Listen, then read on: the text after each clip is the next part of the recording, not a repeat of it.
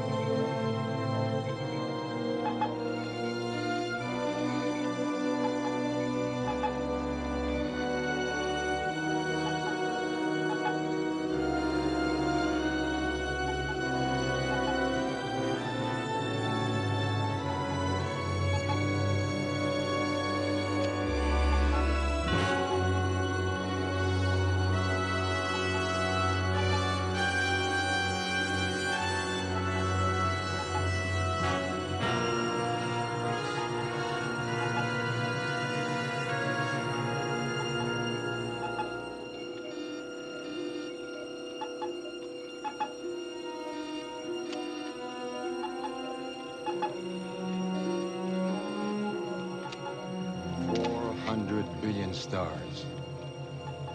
400 billion in our galaxy alone. I'm awestruck whenever I consider the sheer enormity. And the irony is that we could ever suppose that there might not be other life out there. We are all world-class scientists, Burke. You brought us out here to verify your alleged contacts. Are you instead going to subject us to a lecture from Astronomy 1? They'll come. Conditions are right. They'll come. We have been here 4 hours. I, for one, am very anxious to see what sort of trickery you have contrived. But let us get on with it. How dare you? This is me, Mardosian. You might fool these other puppies, but with me, you are out of your depth.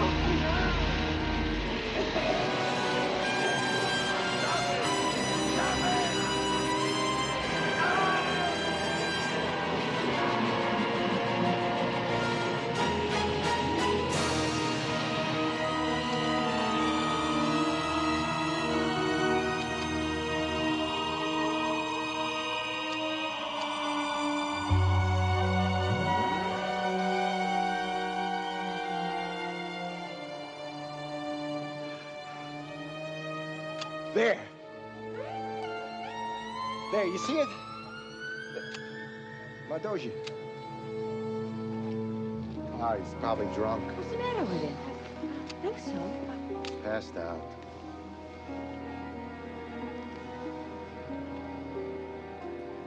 He's dead. What?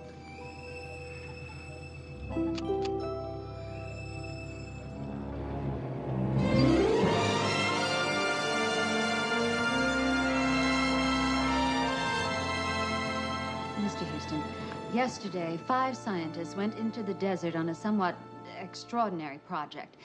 Those 5 scientists were not working together on this project. They are in competition for the Copernican Award.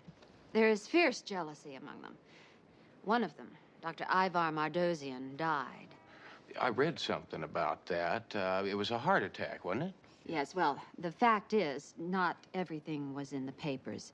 You mean that there's a possibility that he didn't really have a heart attack, that maybe one of the other The doctor has been autopsied. And the fact is, a heart attack did occur. But a heart attack can be induced by drugs or... Excuse me, Ms. Eggstrom, but if in fact you do feel this way, perhaps you should talk to the police because they have resources. There should be no police, no. The circumstances surrounding Mardosian's death cannot be made public. I must have your word that under no circumstances will you reveal any part of this conversation. You got it. No, Oh. It is the allegation of the other scientists that Mardosian's heart attack took place during the first contact between us and extraterrestrial beings. you mean like with yeah, little green ones, yeah. As in little tiny creatures from outer space. Yes, well, they did encounter something out there last night. I'm sure. Little green There ones. was something out there. Now, what the Society wants you to do, Mr. Houston, is to prove it. Either way, verify the contact for us or prove that it was an incredible hoax staged to cover up his murder. You must be the judge. Okay.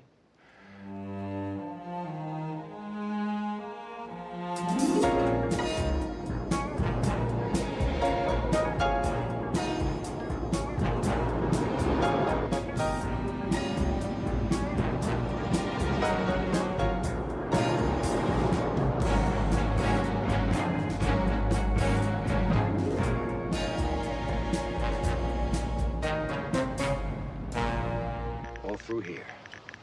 All through this entire area.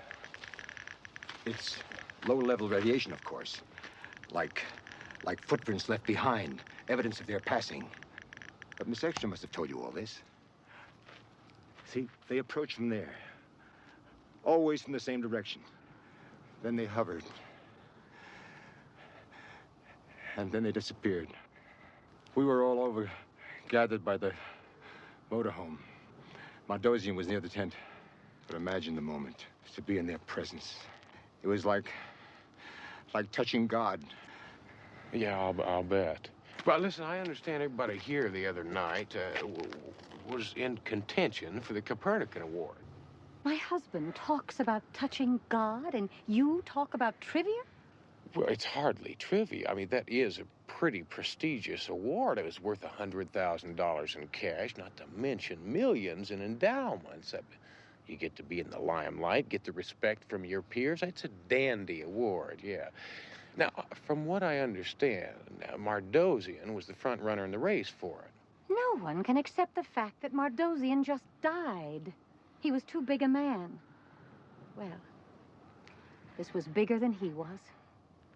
Mr. Houston, maybe the Copernican Award would be worth killing for, but Carl wouldn't have to.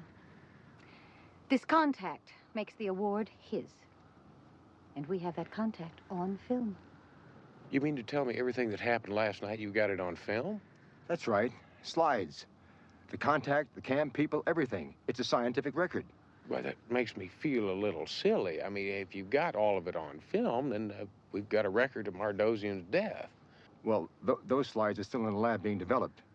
But we have pictures of a contact of a few weeks back. This is bewildering. We tell you we have pictures of beings from other worlds, and you wonder about Mardosian's death?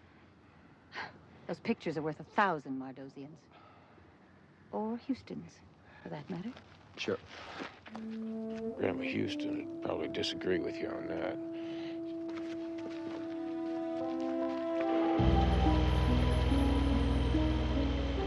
The cameras are set up to electronically sweep the camp at random intervals.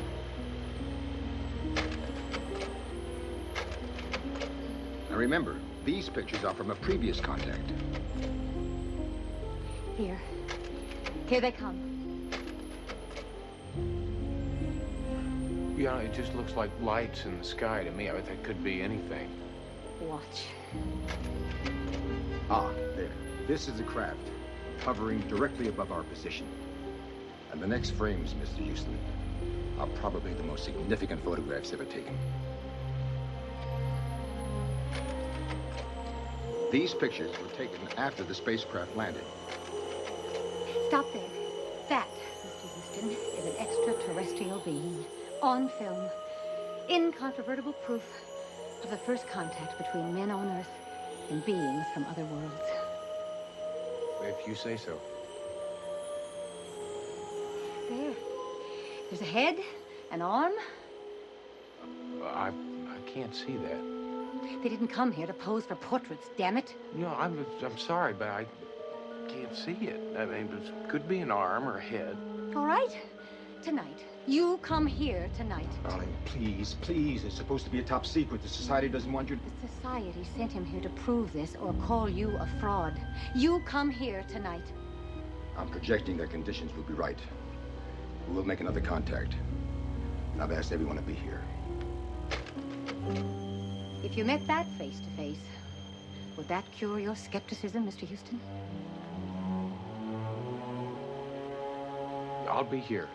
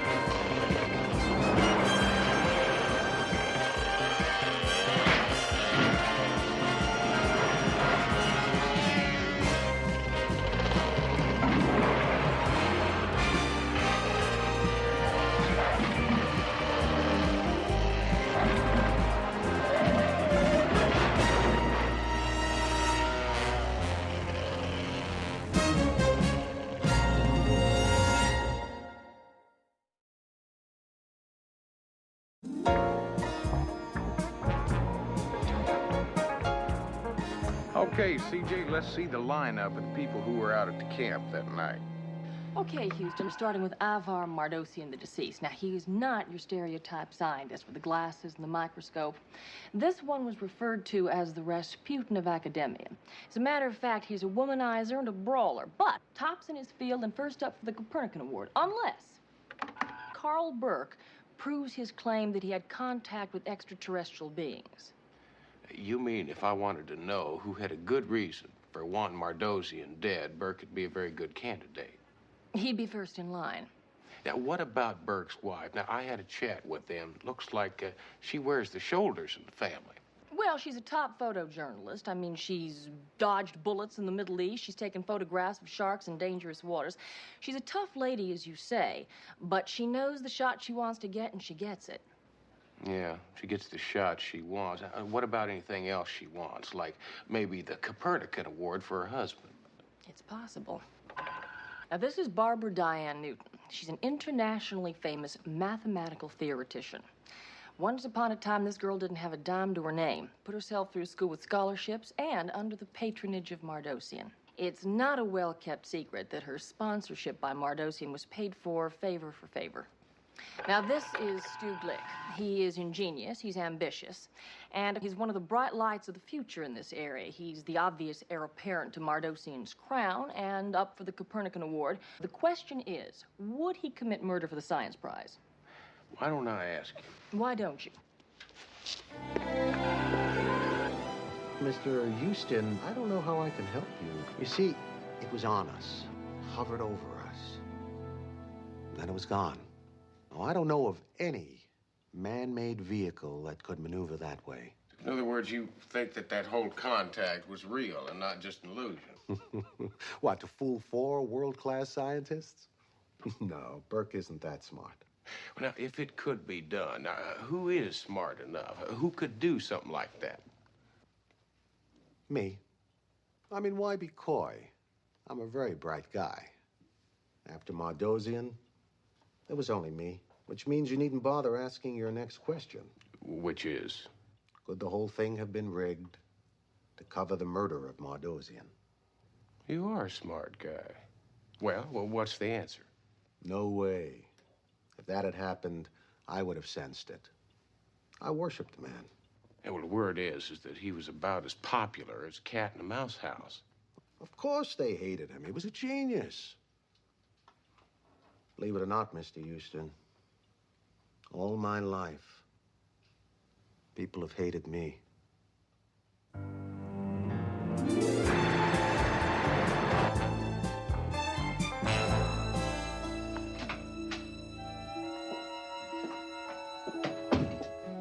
May I help you? Yeah, my name's Matt Houston. I'm looking into the Mardosian death, and I understand you were out there the other night. Did you believe everything that went on out there? Do I believe, Mr. Houston, in what went on the other night? In other beings? I have spent the past 11 years researching just that subject. You bet I do. Listen, I understand Dr. Mardosian was working on some similar projects, too, and I wondered how... Let's cut through all this, Mr. Houston. I had an affair with Mardosian. That is what you wanted to confirm, isn't it? I do wish it were more of a secret, but it isn't. So I live with it. Well, yes, you're right. I'd heard that he'd taken advantage of you. Well, at least I can claim my youth as my excuse. Some women never learn. Oh, that's right. There was more than one lady out there that night who had been, I believe the old-fashioned term was, wronged by the man. Cheryl Burke, Dr. Carl Burke's wife?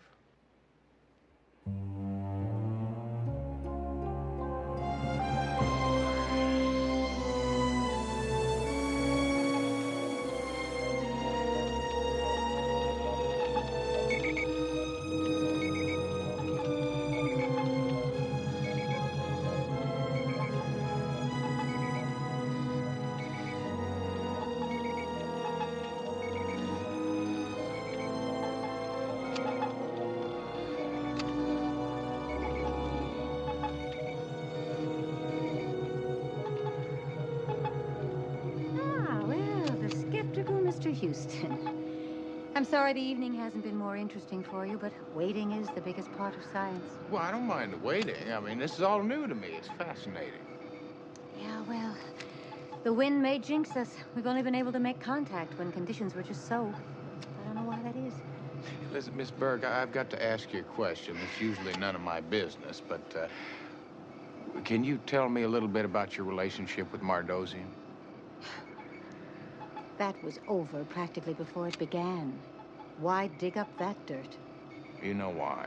It's because I have to. Well, you didn't know Mardosian. He was dashing. His beard, his hat. He overwhelmed you. It didn't last very long. I was swept off my feet, sorry about it in the morning kind of thing. That's really all there was to it.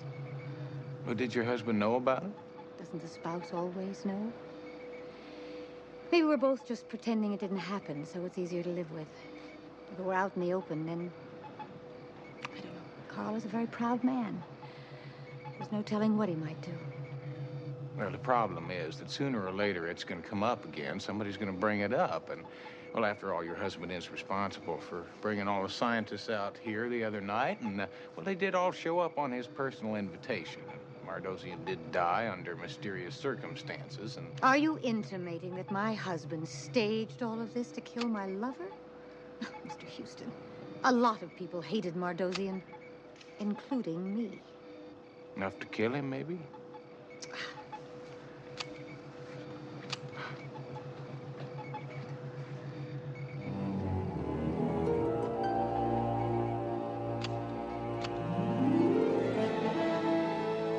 5 hours is a long time to wait, but Houston was willing to spend the time if E.T. was going to visit. Well, coffee's up. As as exciting as this night hasn't been, it's that or toothpicks to prop up eyelids. Anybody else? Ladies? Something hot? Yes. Not for me, please. We'll pass this down to Houston. Thank you. Here, I'll take it. Bless you.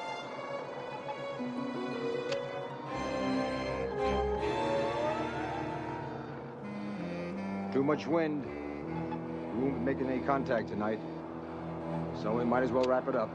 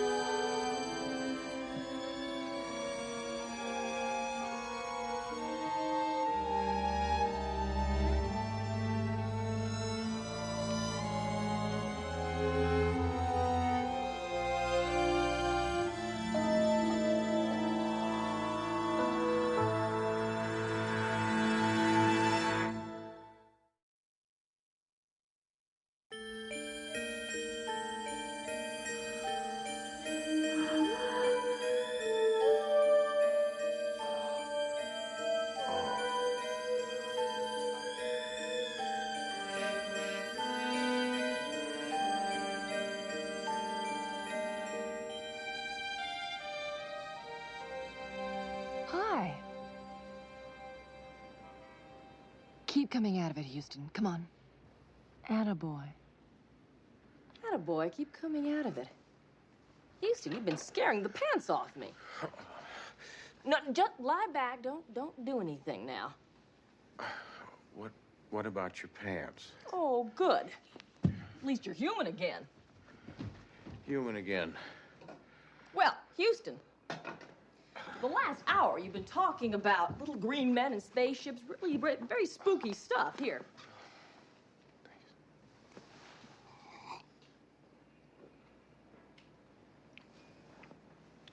The last thing I remember were some hands. They were reaching out for me. And my car went off the road. Houston, They didn't find you near your car. You were wandering around on the road like you were drunk. Now, one of the policemen recognized you and called Vince Novelli, and he sent you back here. Lights.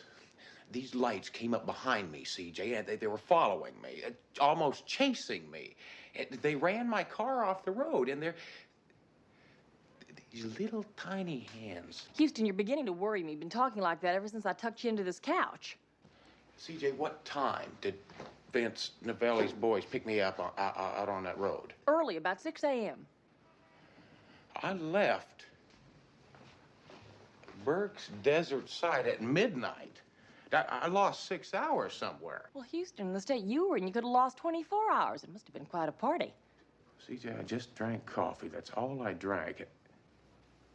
Somebody drugged my coffee, CJ. Somebody did not want me to get home in one piece.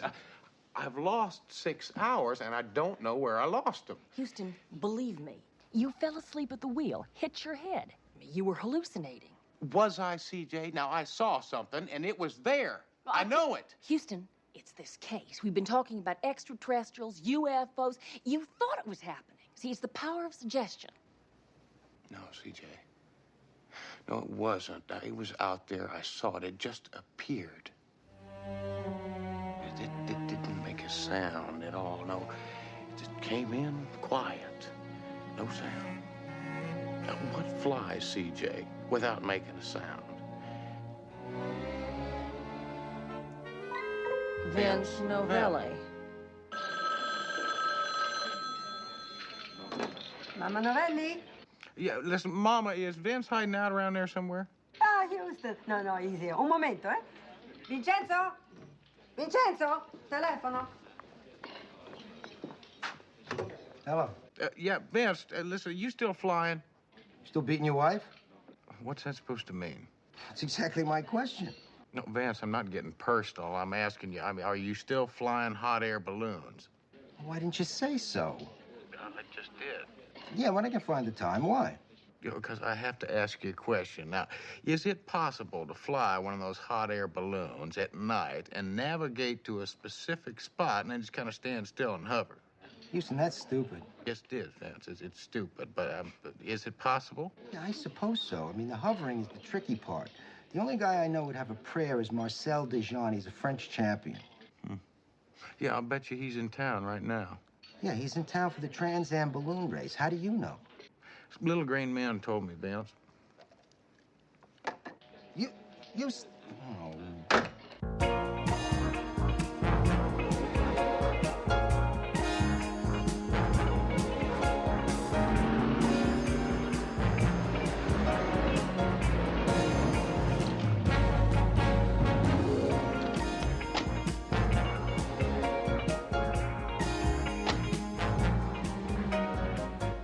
Vince.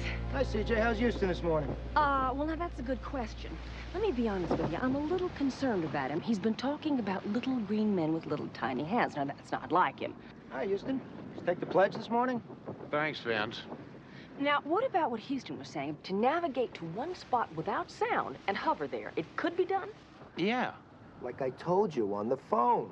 The only guy I'd know would have a prayer is Marcel Dejean. Where do I get a hold of him?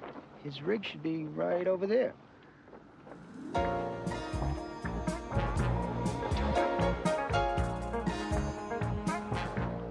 think I'll have a chat with him.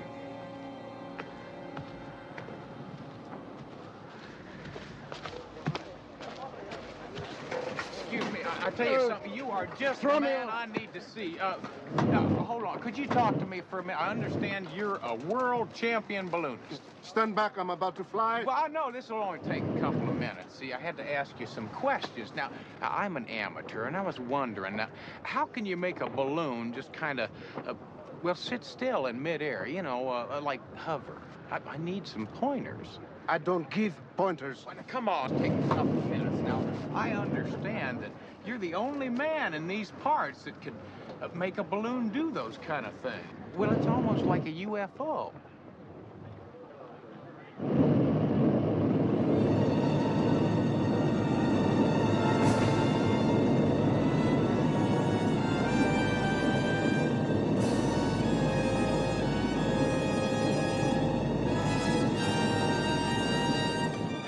Out. out of my balloon. It's a little late for that. Wait, you're trying to kill me. No violence. No violence. American. No sense of humor. I'll show you a sense of humor as soon as we get back down on the ground. It's kind of like the way a hound dog goes after a bone. Wait, wait!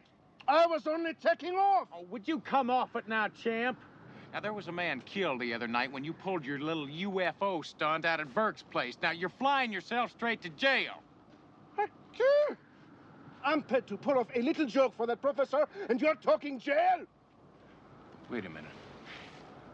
You mean the professor paid you to pull that UFO stunt? No, not Burke, his wife. She arranged everything. Yeah, well, now it's all beginning to make sense.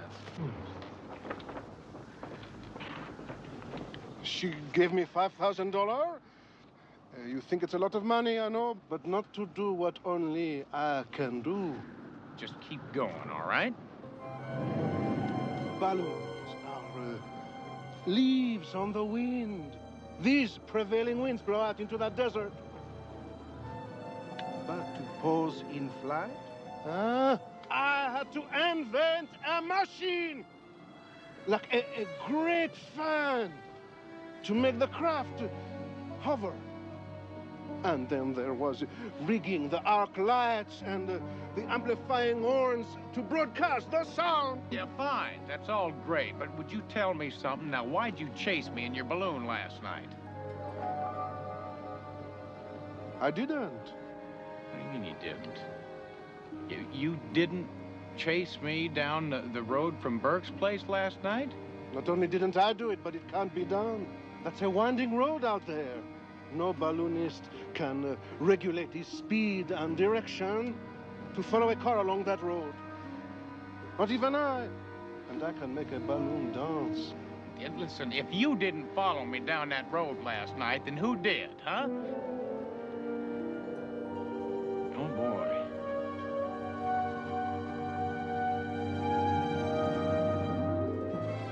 Weird.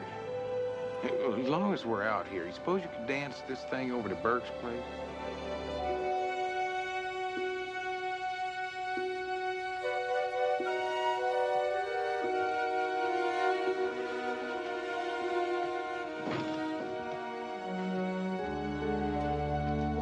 Burke? I don't believe anybody's home.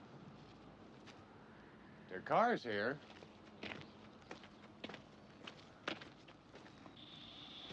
Mr. Burke! Mr. Burke! Matt Houston! God, that's gas.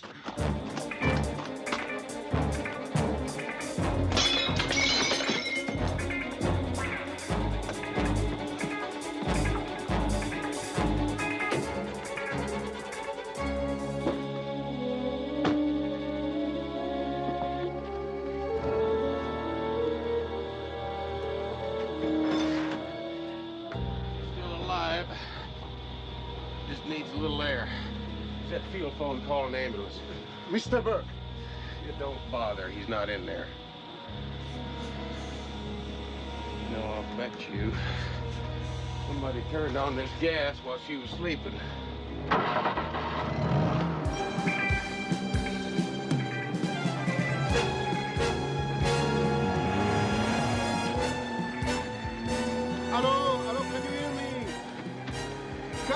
Can you hear me? This is emergency. Hello?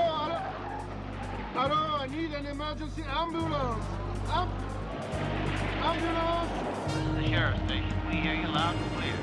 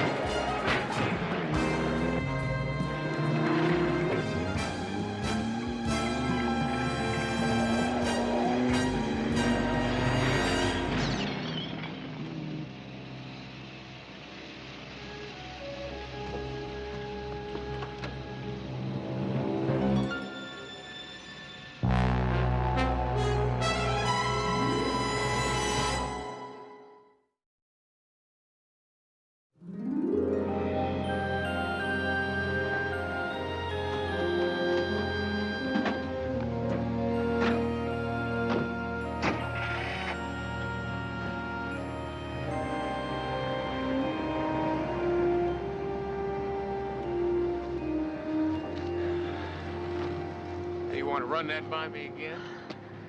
The door was locked. And like you, I heard the propane gas. I went around looking through the windows, and I thought she was dead. That is not what I asked you. When I saw the balloon, I didn't know who you were. And I thought it would look bad because I didn't want to be seen. So I panicked. I don't know what I was thinking. Would you tell me why you ran?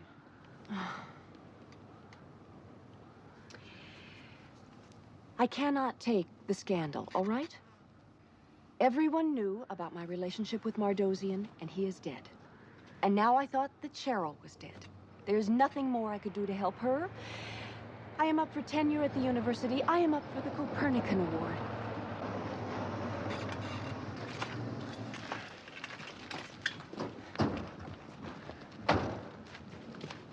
What's going on out here? Yeah, we passed an ambulance coming in. Is anybody hurt? Mr. Burke, your wife was in that ambulance. It seems that the gas was left on in motorhome. We left her napping. Oh, my God. No, Mr. Burke, listen, it's fine. She's gonna be all right, just fine. Are you sure? Yeah, she's fine. She's taken care of, okay? Just relax. Now, I've got to ask you a couple of questions. Now, where were you just before you got here? I was at the lab picking up the slides of the sighting. Yeah, are these the slides of the sighting the same night that Mardosian was killed? That night, yes. And that's why I called everybody here so they could see the slides. Yes, he called me early this morning. So, with these slides, if they're anything like the other ones, they're going to be able to show us the various different camera angles of the movements that went on in the camp that night, you know, in the so-called sighting. So-called? These slides are a complete scientific record. I'm sure they are, yeah. But they also might give us a good picture of how Mardosian was killed. Not to mention my balloon artistry. And what does that mean? You mean he doesn't know? He didn't know the whole thing was staged? It was his wife's idea. She paid me. Still, we have met, yes. It was a hoax? Why, Burke, you phony old Dickens, you. Carl, you have spent years pursuing this line of research. You've compromised your whole life's work. I have seen them. They are out there. I have made contact. But the scientific community needed proof. And proof takes sitting out on a desert. Proof takes money. Cheryl thought that with the money from the Copernican Award, we could make things happen. They're here, I swear it. They're here. They're here. Fine. Oh, yeah, I know. I'm sure they are. They're here. I'll tell you what, why don't we just take a look at these slides, all right?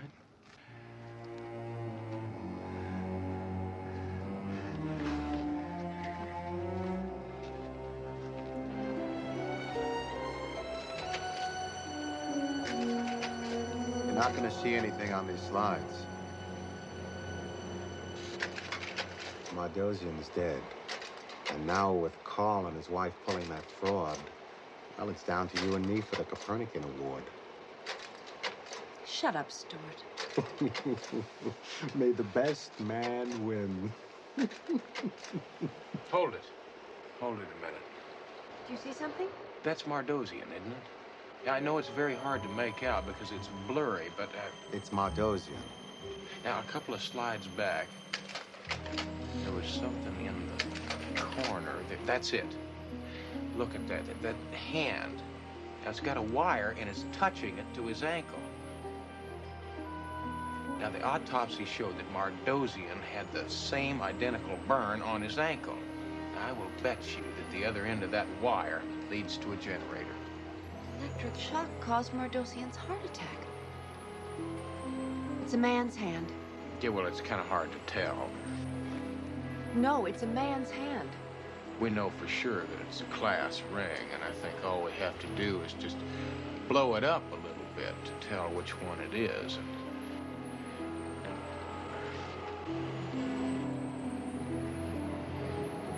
Why don't you tell us what school he went to, Blake?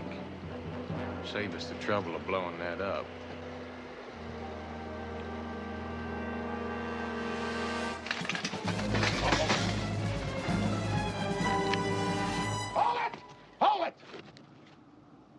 You had to keep digging and digging, didn't you? I should have killed you the first time you came up here. So that was you that was shooting at me from behind those rocks? Of course it was me. Who'd you think it was? I wanted to make sure that you didn't buy that heart attack. I knew you would investigate. I knew you'd find out it was a hoax. After that, there should have been only one answer. That Burke staged the whole thing to kill Mardosian over his wife. It might have been a very good reason, but tell me something. Why did you kill him? Because I was sick and tired of being in his shadow. That's why I killed him. You know what a difference that award would make for the rest of my life? Do you? So, you got tired of being the protege, huh? That's right, and you couldn't wait for him to retire. He would have gone on forever. Retire. I had the whole thing figured out perfectly. Perfectly. Except the question mark was that film. It was 1,000,000 to 1 shot, but I had to figure out what was on that film. I had to find out for myself. Oh, the angles. The cameras couldn't have possibly recorded those angles. That's right. See, I have a little confession to make. I told my associate, Murray, to doctor up a couple of those slides, and we paid off the lab boys to slip them in with Burke's badge. How did you know? You see, I really didn't know, but I had to take a chance. You see, I knew you all wore the same college class rings, but I took a 50-50 chance, used a man's hand. I went fishing, Glick, and you took the bait. Under other circumstances, I would tip my hat to you. What are you going to do to us?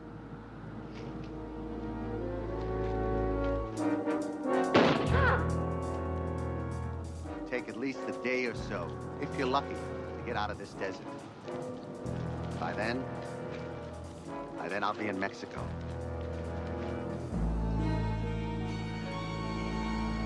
Better yet,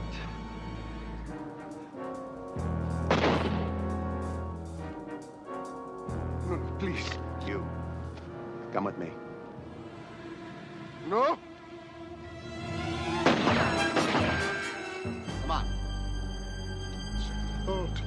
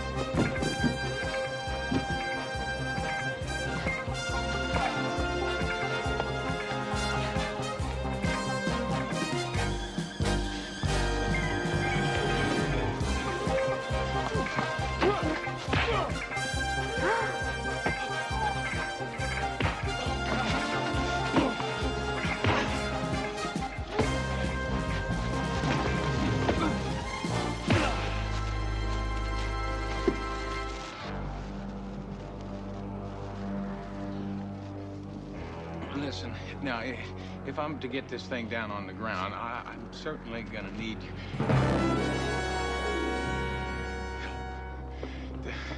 It's a big cliff. It's coming quick. How far off the ground are we? 1,000 feet, maybe. If we hit the cliff, the balloon shreds, we drop like a stone. Throw off the ballast. The ballast. Turn up the burner. The burner.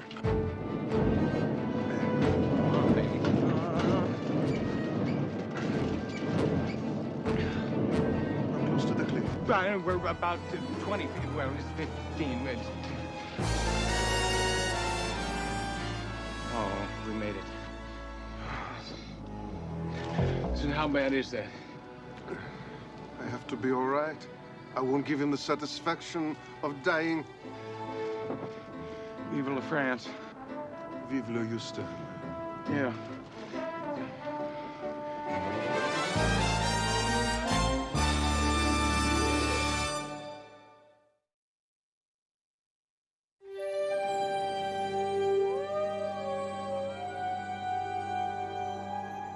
There's the Big Dipper.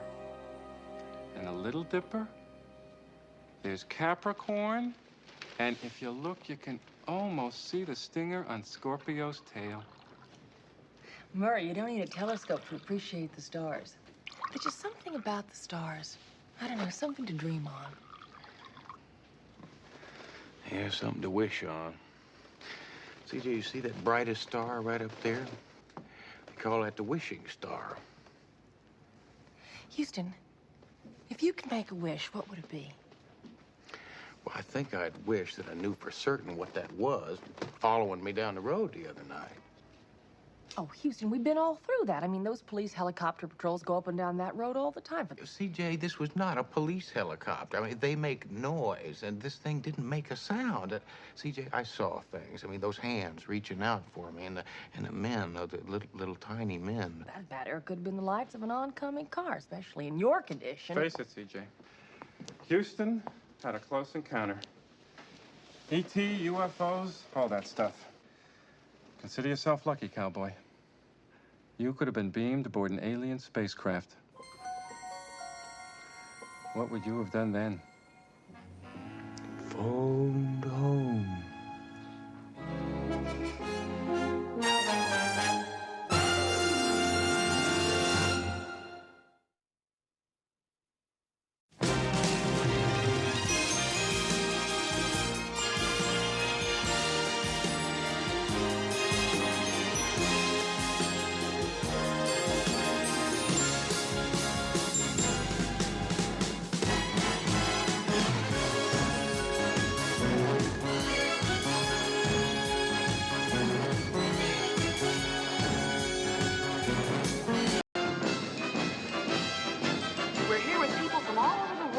Celebrities, movie stars, business people.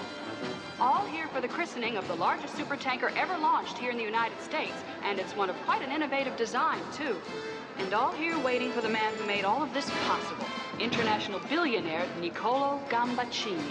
Some of the guests are arriving now. Ah, it's Karen Ann Douglas, the queen of American popular music, with her daughter Jennifer. Karen Ann, can you talk with us for just a moment? Hi, how are you? I'm just fine, thank you. I'm wondering, I just heard that your latest album went platinum in just a couple of weeks. Anything to say about that? Well, I'm very happy about it, and I'm so glad that everyone likes it. Just one more question. Your name's been linked romantically with that of Mr. Gambaccini for many years now. Is there any truth to that? What kind of question is that to ask? You people go around groping for interviews, and you ask us something stupid like that, and I get that mic out of my face before I shove it in your mouth. That was Cody Wall, Karen Ann Douglas's agent, attorney, and goodwill ambassador. This looks like Mr. Gambaccini arriving right now.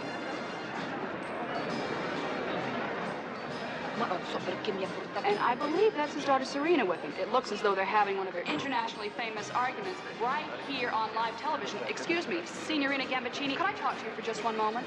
Yes. Stai zitta, la gente guarda. Please, just one quick question. Not now, Come on in. Say goodbye. I'll see you in hell. Dear, one of their internationally famous arguments. I wonder who this is. Excuse me, sir. Could you tell us who you are?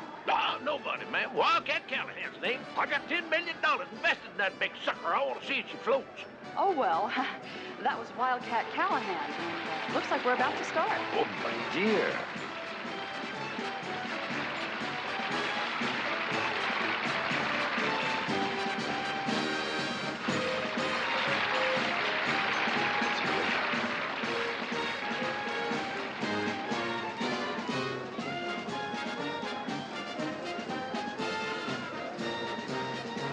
Volevo usare l'annata della sua nascita. You knew that, didn't you? Foolish games you play with me. I'm warning you, Houston. Gutbuster don't want to be rode. There's no way. Fact is, I'd just as soon forget the bet. That's the truth. Me too, just out of sheer human kindness. Yeah, well, Bo, the last kind thing you ever did was run away from home. Now, I know what you fellas are doing. You're trying to get me to bump the bet from $5 to $10. Took the bet, me?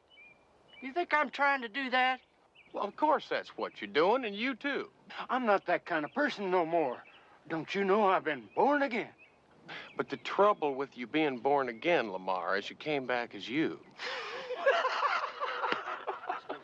Yeah, let's take a look at this horse. So in other words, even though you're not trying to do it, it'd be perfectly all right if we did kick that bet for $5 to $10. You're all... Yeah, uh-huh. You want to know who I am? I'm C.J. Parsons. That's me in the pickup. My place is about 5 miles down the road from Houston's. Actually, I've known Houston most of my life, or so it seems. But more about that later. Houston, I gotta talk to you. Tell me about it later, CJ. I'm about to ride me a horse. You gonna put your body on that? Well, that's my plan. What's the bet?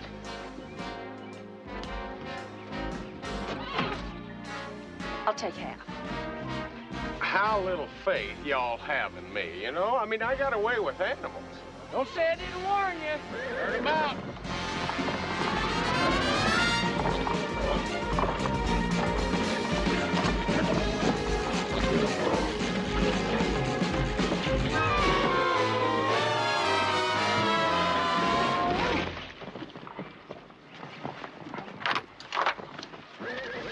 Houston, you all right? That is a mean horse.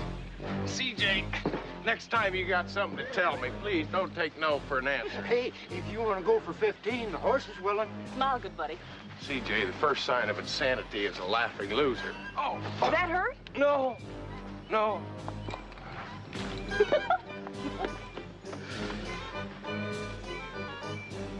He's gonna get us for this. Yeah, I know.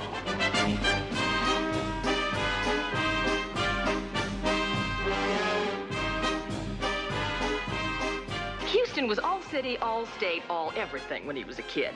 He quarterbacked Rice in the Cotton Bowl the year they beat SMU by throwing a 60-yard touchdown bomb in the last 6 seconds. And then he really stuck it to him by running the ball in himself for the conversion.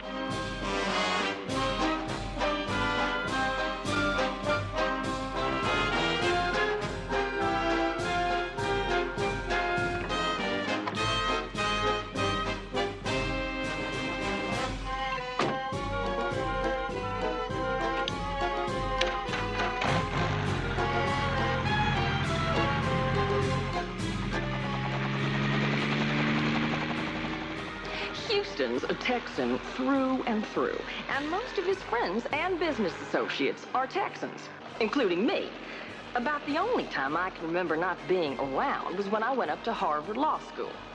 But then I came back, paid my dues in his conglomerate for a while, and ended up pretty much helping him to run his empire. And it's an empire that might never have existed, except for the fact that he had a little problem with his daddy. Something about wanting to make it on his own. So, he packed up and left the Lone Star State and came to the state of the stars.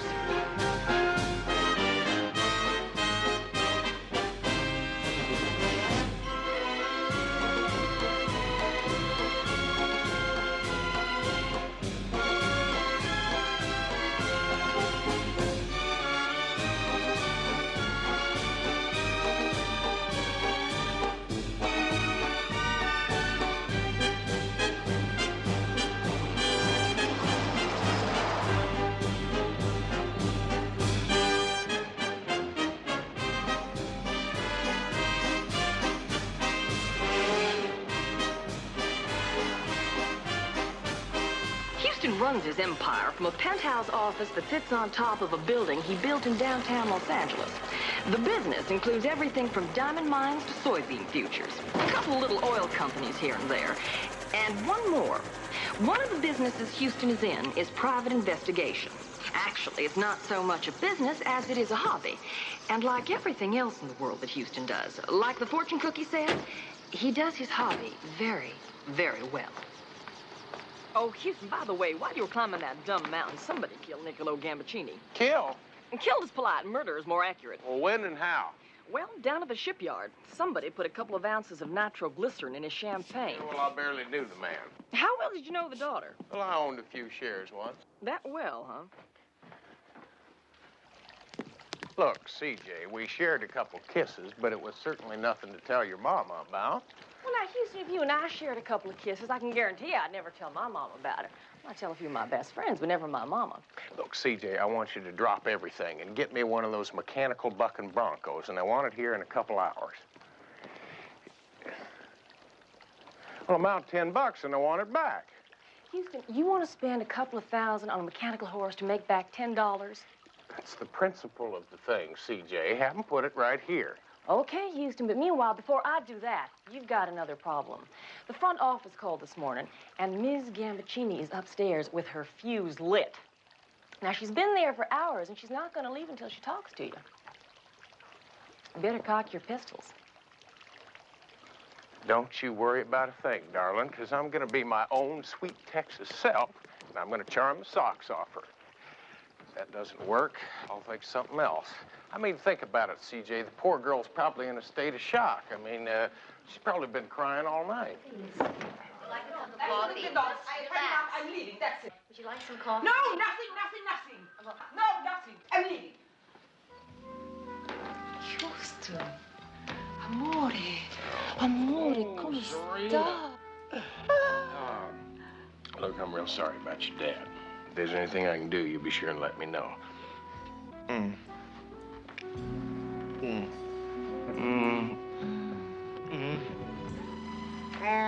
Turn off your motor. Look, I didn't know your father very well, but he was alive yesterday, so one of us ought to show a little respect here. You're so taxing. Yes, I am.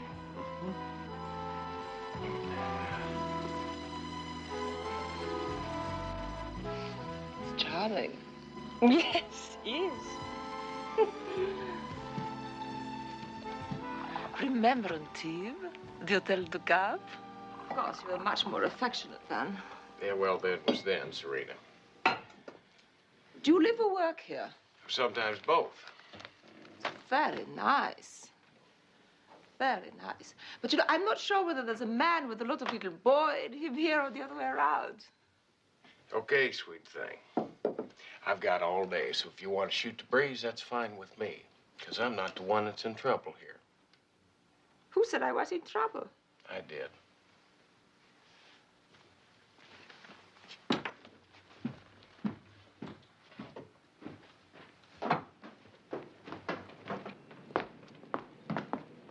Is this yours? Yep. It's cute. I am told you're the best private investigator around.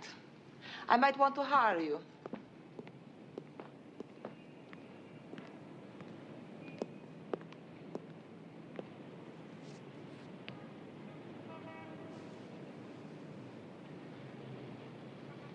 Grazie. There's a chance the police will arrest me for the murder of my father. And just for the record, I didn't do it. Say it again. I did not kill him.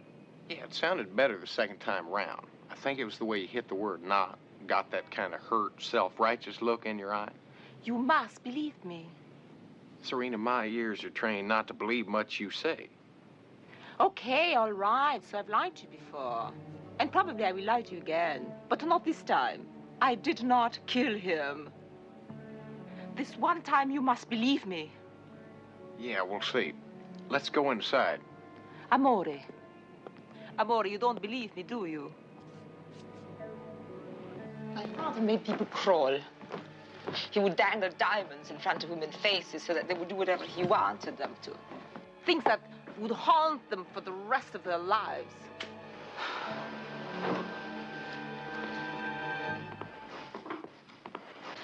He was disgusting. I hated him, and he knew I hated him.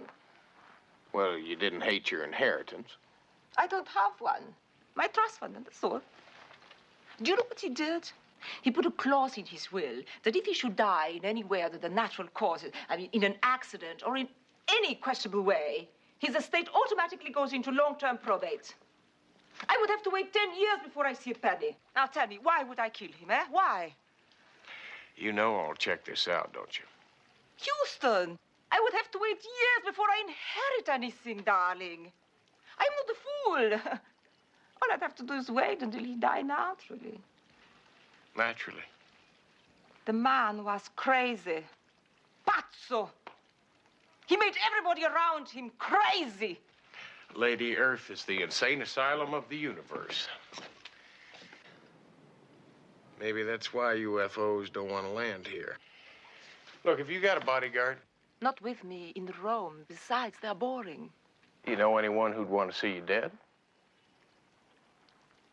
What are you saying? Well, I'm just asking questions. See, that's how I know I'm a detective. Will you help me? Serena, I will help you in every way I can. But you better be telling me the truth or I'm going to dance all over you. I'll give you anything. Anything? Yes, anything. Well, I already have all the money I want, and besides, you can only wear one pair of boots at a time, so we'll think of something else. Come on. CJ, we're taking Ms. Gambaccini on as client. Are we? What a nice surprise. Not now, Mary. Thank you, darling. You know, things can be like old time if you want. Yeah, well, I'm going to try and find out who killed your father. I'm not sure that's going to help much, but that's what we're going to do. Now, where are you staying? Century Plaza. Well, I'll tell you what. On your way back over there, why don't you stop by Children's Hospital? Because you just might want to build a wing over there right next to mine when this is all over. I knew we'd think something. Yes, of course. Ciao, darling. Mm-hmm. Mm-hmm.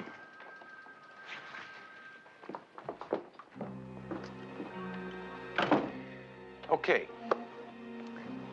First 5 minutes on the case, Serena Gambaccini in my office.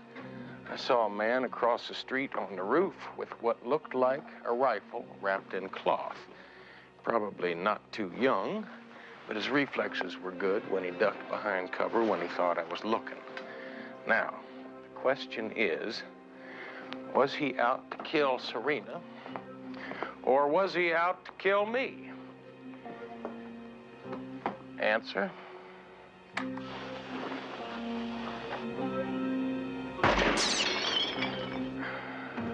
Me.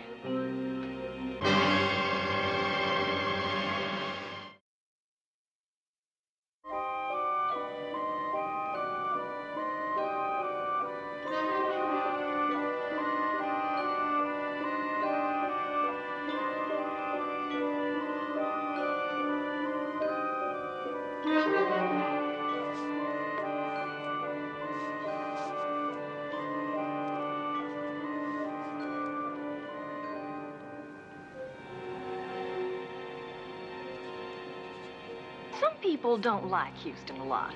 But if someone's out to kill him, they better be darn sure they get the job done. Because he doesn't like it too much when someone tries to cancel his vote the hard way. Other people like Houston a lot. Some of us like him a lot more than a lot. But that's another story. Matt, I have important papers. You must see them. Latest quotes from New York and Zurich. I need answers on 2 by 9. Mrs. Harrington said you might look in on her fundraiser, and your tailor said you should come in for a measurement. Hold it. Don't move. I've got about 400 things that need signing right now. Later, Murray. I just took on the Gambaccini case. You probably heard about it yesterday? I heard. I'm very sympathetic. If you and CJ want to break this company playing detective, that's up to you. But right now, Houston, we have got business to do. This stack just bought this stack, and in between, you'll notice there's nothing. Yeah, we'll just have to deal with all this later, Murray, except for that one. I want you to call London, tell them to buy. If they ask how much, you tell them till I go broke or I own the company. Heard Howard Hughes say that once. Oh, thank you, Murray.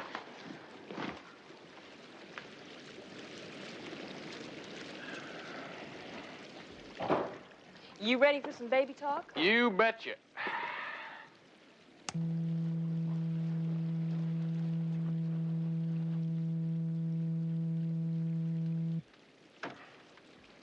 Hello, baby. She loves me. How do you spell Gambaccini? Gambaccini. 2 C's, 1 N. CJ, won't you do this for me, all right? Okay, down to business. Now, one, I want to know all about his will. 2, I want to know who all was at the ship's christening, who all was supposed to be there and didn't show up, and where they've been since then. 3, I want to know where the nitro came from and who supplied the champagne that blew up. Somebody slipped him a bad year. Just joking, baby. 4. 4, I want to know all about Mr. Gambaccini's financial deals, who wins, who loses, all that kind of stuff. And I want to know exactly how much that man was worth. Gambaccini, worth. 5, call my tailor. He ruined my suit. Keep on working, see what you come up with. I'll be down at the boat. Sure wish I could go with you. I wish you could, too. Baby makes 3. Well, look, I'll tell you what. Now, come on, I'll talk to you later. Bye now, girls.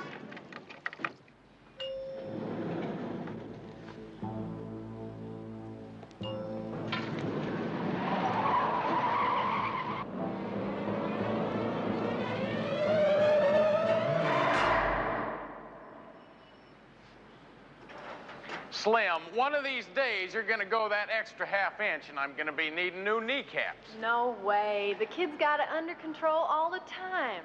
Now, I just finished turbocharging her. She's a beauty, huh? Yeah. You know, sometimes I wonder if I'm buying these things for me or for you. Oh, just don't wreck this one, will ya? Fender and Body Works out of my line. Not completely. Houston, are we ever going back? You still miss Texas?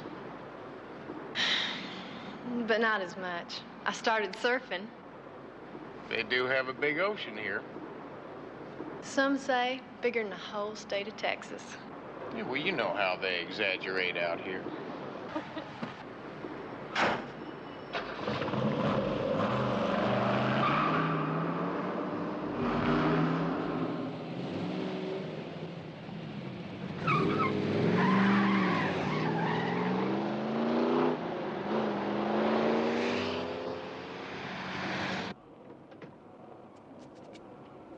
When Houston first got to L.A., he met Vince Novelli, Lieutenant Vince Novelli, LAPD.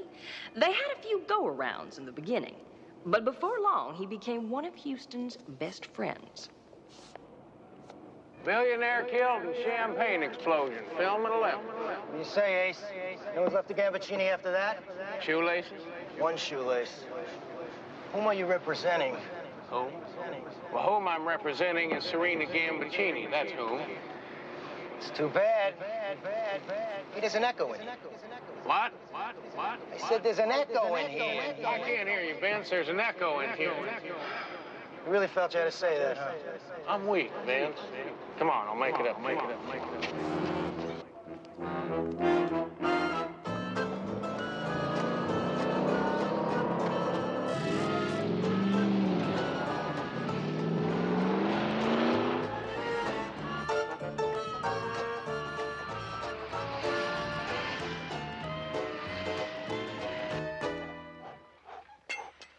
Someone tried to take a shot at me today.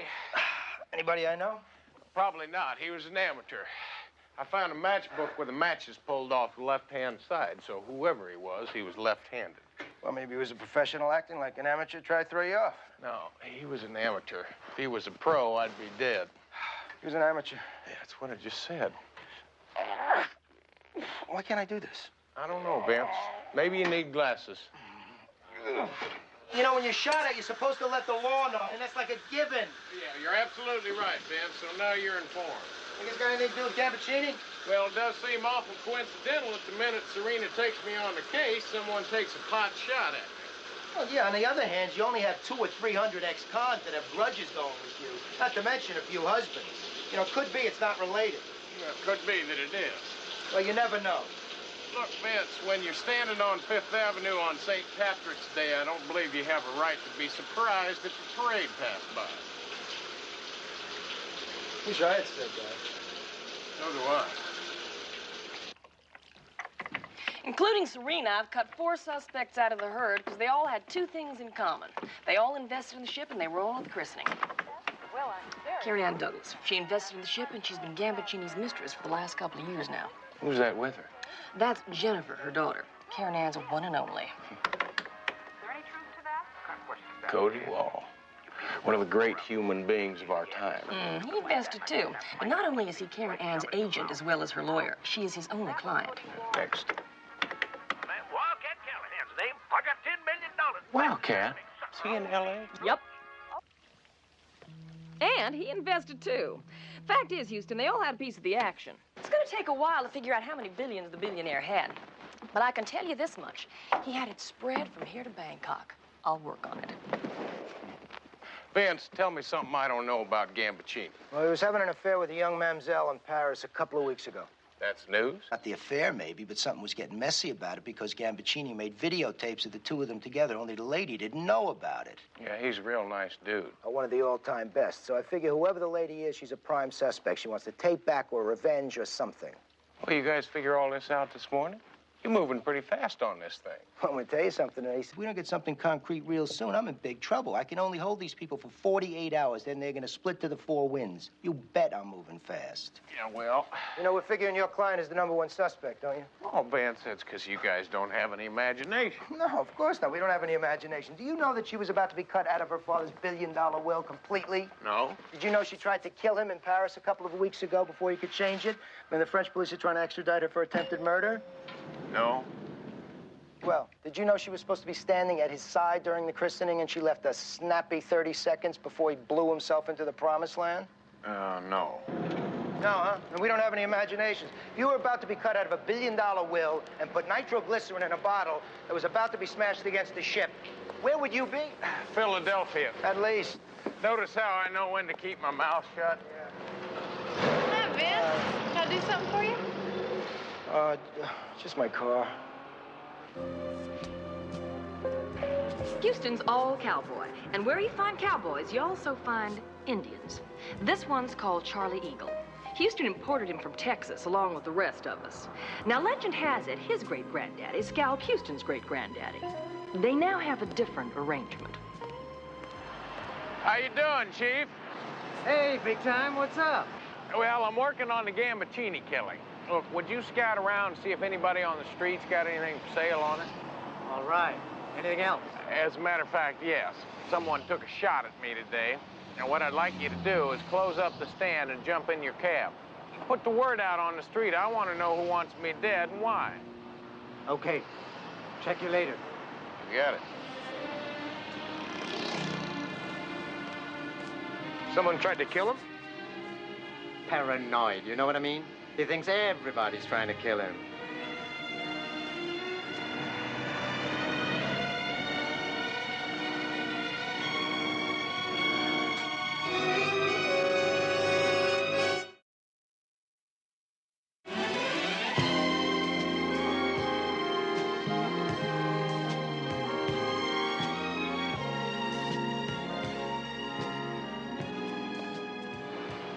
Nice car, Mr. Houston. Thank you, Tim. Nice to see you again. How'd you like going this way? Well, only if it's housebroken.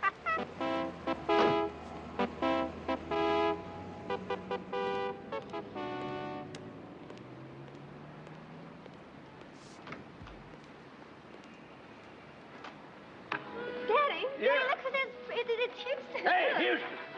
You are, Steve. What are you doing? How you doing? All right.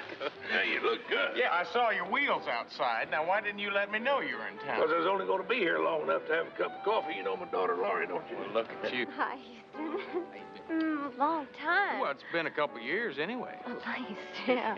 Laurie's in here for a birthday party tomorrow night. We really tie one on then, huh? Who'd ever thought I'd ever have a daughter that pretty? Well, you've been away to school, haven't you? Yes, I've been back east. I'd like you to meet my fiancé, Preston Amory. This is Houston. How you doing? Look, keep your seat. Kids were going to announce their engagement tomorrow night back home at her birthday party there, but we had to move it out here. Some policeman thinks I'm a suspect. Got to stay in town for a couple of days. So I come down here to look around, see if I can find a room big enough to have a party, and they ain't got one. Honey, I'm just going to call that friend of mine. He got a boat big enough. We can have two parties on if we want. Hope you don't get seasick. Oh, no, sir, I don't. Hey, look, I want to wish you both the best of luck. Thank you very much, Houston. You know, Preston there, he went to Yale. Say something in Yale, boy. He's kind of shy. Yeah, well, it's all right, as long as he got the degree. Buy you a little shooter? Well, I'll tell you, I'll have to take a rain check. But I do need to talk to you later about your friend Gambaccini. I think you're about the only one who will give me some straight talk about the man. I'll give your secretary a call. Tell her where I'm staying when I get located. Good enough. Why don't you leave some tequila for the rest of us, huh? No, I ain't gonna do it. Good day. Bye-bye. Boy, he's a fine fellow, that one. I know, God, it's been such a long time.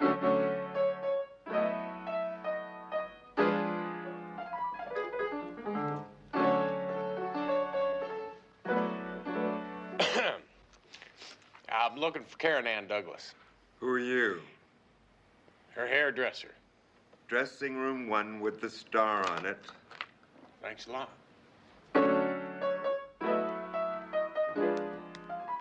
You think that I killed him? That I put nitroglycerin in that bottle? I don't even know how to spell nitroglycerin. Knowing you could have paid someone to do it. Ugly little pygmy. I don't like being called names.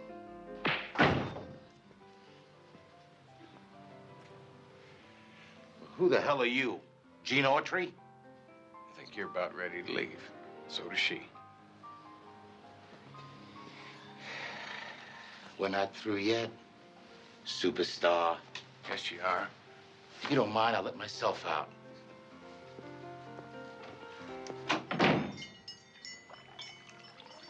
You all right?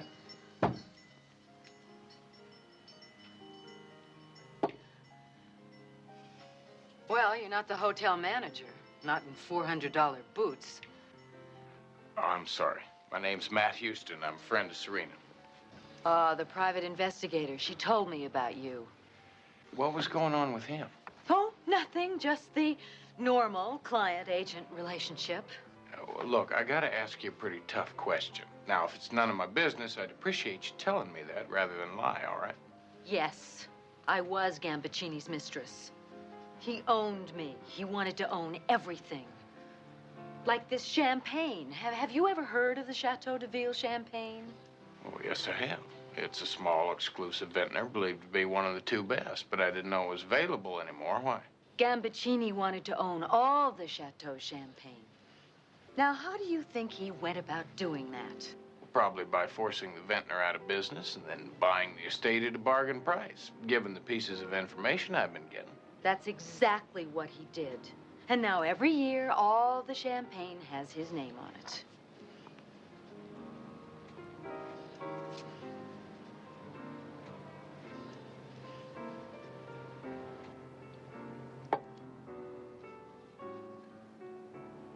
That's a pretty girl. That's your kid's sister? Kid daughter. You know, Gambaccini kept a record of every bottle corked. Yeah, well, you knew his wines. So do you. He also kept a record of every bottle he ever gave to anyone. It's sort of ironic. He was gonna christen his ship with his champagne, and instead it christened him. Ready, Miss Douglas? Now, why do I get the impression that things weren't perfect in paradise between you two?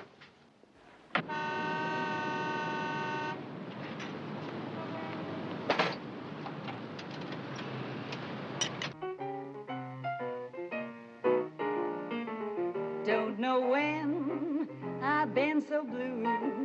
Don't know what's come over you. You found someone new. And don't it make my brown eyes blue? Hold it, Miss Douglas. Guys, you're supposed to go to Blue on bar 12.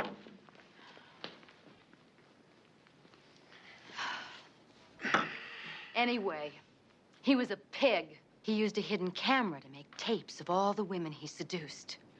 I'm the star of one of his more elaborate productions. Well, that's just great. I mean, that's real great. So you're just like the champagne, right? He wanted you all to himself, and the tapes were his guarantee. Did you really have to stay with him? You think nobody cares what anyone does in bed anymore? That depends on who or what you're in bed with, doesn't it? I have a career. I'm America's sweetheart. If that tape gets out, I'm finished. I hope you realize what you're telling me makes you a prime candidate for killing him. Hardly. He told me that if anything happened to him, anything, that tape would be released within 48 hours. You think he'd do that? Bet your sweet AstroTurf he would. Okay, once more from the top.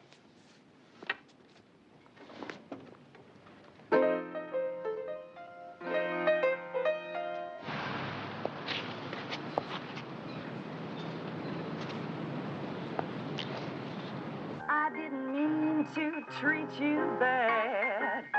Didn't know just what I had. But honey, now I do. And don't it make my brown eyes, don't it make my brown eyes, don't it make my brown eyes blue? Okay. Take 10, everybody. That's a nice song. Nice man. Thank you. So tell me, where's the tape now? You tell me. I've got less than 48 hours to find it. If I don't, no more songs, goodbye, Karen Ann Douglas. With him alive, those tapes were safe. I hated him, but I didn't kill him. You know, that's what Serena said. The exact same words. And so far, we got one man murdered and nobody killed him. To nobody. Hey, Vince. Hey, looks like we're plowing the same field. Yeah, and you're 10 steps behind the horse. Well, I better step in something because the 24 hours is going fast and I still got nothing to hold anybody on. Yeah, well, if you're going inside to talk to the lady friend, she didn't do it. How do you know? She just told me. She did it again.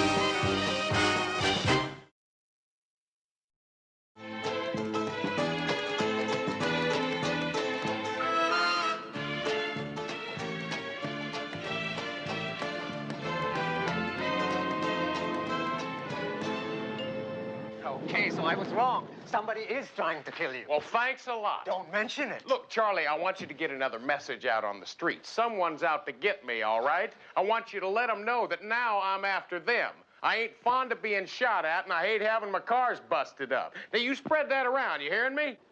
I am Indian. I am not deaf. Yeah. Well, besides that, he ruined my boots.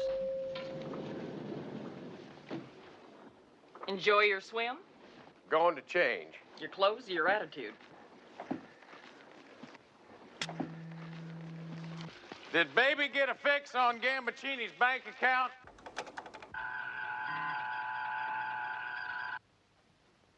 $2,456 with 9 zeros lira after it. Yeah. Well, the 2,456 I can understand, but what do all those little O's mean in paycheck money?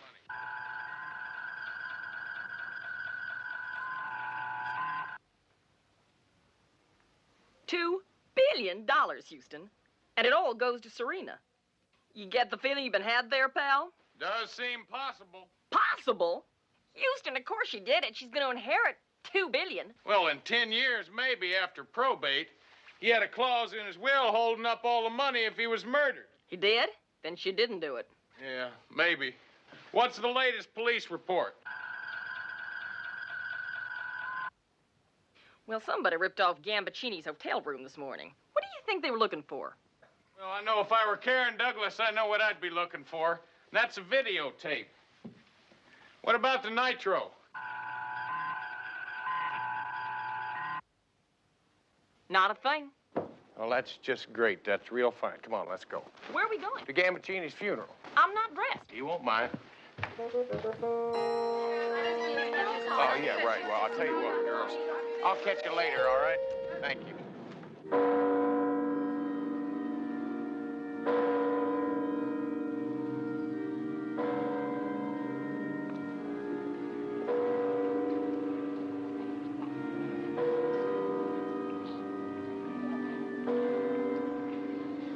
Houston figures if all your suspects are in one basket, you better watch that basket. Now, Serena inherits $2 billion only if he dies a natural death. So she wouldn't want to kill him. Karen Ann's career goes down the old tubes if he dies, so she wouldn't want to kill him. Karen's Cody's only client, and if she falls, he falls. So he wouldn't want to kill him. And Wildcat invested a fortune in Gambaccini, so he wouldn't want to kill him. So, Houston's problem is, no one in the basket figured to kill Gambaccini. That's Houston's problem. My problem is, sometimes I can't figure how Houston figures.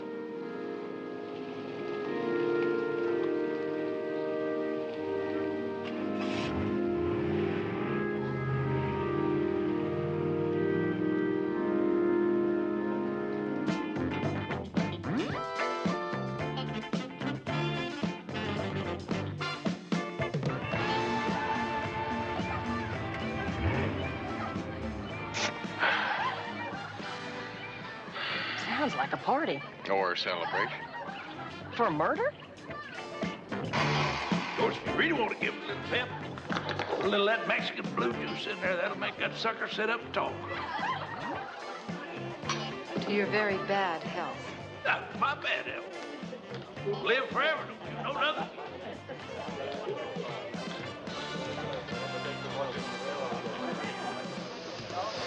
Best looking group of ladies you ever brought by, Taffy. It should be. I think most of them in first class. That's the way it's gonna be from now on. First class. Hey, Jack, why don't you move around and see that everybody's got something they want? Come on, let's go for a swim.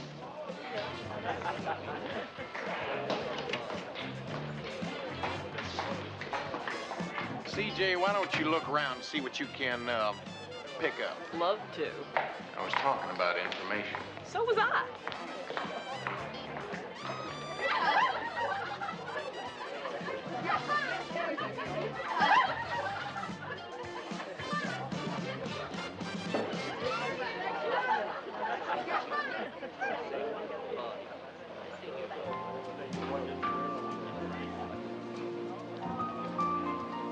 Get out.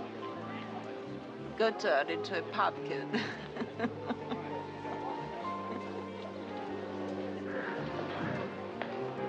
What the hell are you doing here? Trying to have a little fun. Why live a lie? You mean like the one you did at the funeral? I mean, you come into my office pleading for help, crying about how innocent you are. Then I find out you tried to knock off your old man in Paris a couple of weeks ago because he was about to cut you out of his will. I didn't kill him. Didn't you? You see, if he cuts you out, you wouldn't get a dime. Now, you may have to wait 10 years, but you still get $2 billion. Now, why don't you tell me again how you didn't kill him? I didn't kill him! Yeah, somehow the magic's gone out of the way you say that. I needed every edge I could get, darling. I see. And I'm your edge? Amore, Houston, don't abandon me now. You're the only one I have left. Then, lady, you better get yourself out of here. Because the way I feel about you right now, they could get you for impersonating a human, and I don't believe I'd argue it.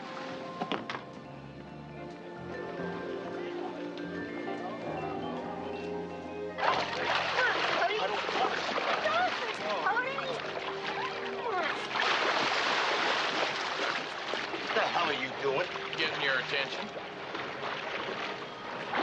I don't remember sending you an invitation. Well, that makes us even. I don't remember getting one. Do I know you? Shut up, stupid.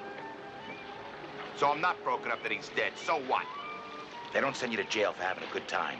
No, but you can go to jail for blackmail. See, I figure you know where the tape is that Gambaccini made of Karen. And I figure you plan to use it to keep her under your heel the same way he did. I don't know anything about any tape, so stop pushing me around. Well, that's not pushing you. This is pushing you.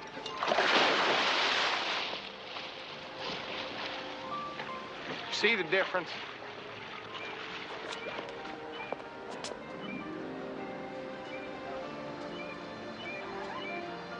You really that tall, or am I standing in a hole?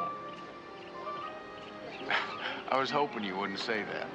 He's not welcome here, reject. Maybe you can explain it to him. Look, maybe the two of us could just talk this thing over real friendly-like. Sorry you gotta be leaving, Houston. Maybe next time. Well, I didn't want to wear out my welcome anyway. Look, dummy, next time you hit me, use the other hand. I sleep on this side. Can I buy you a drink? No. How about dinner? No. Nachos and a nightcap at my place?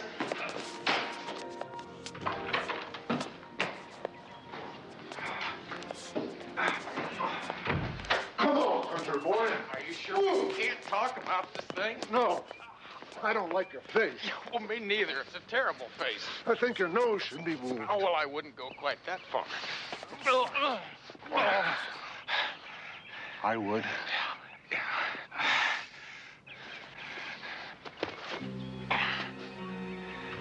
Okay, dummy. Let's see if your 300 pounds can stop a 45. Come on, I'm begging you. Houston, what's going on? Get in the car, CJ. This dummy just smartened up.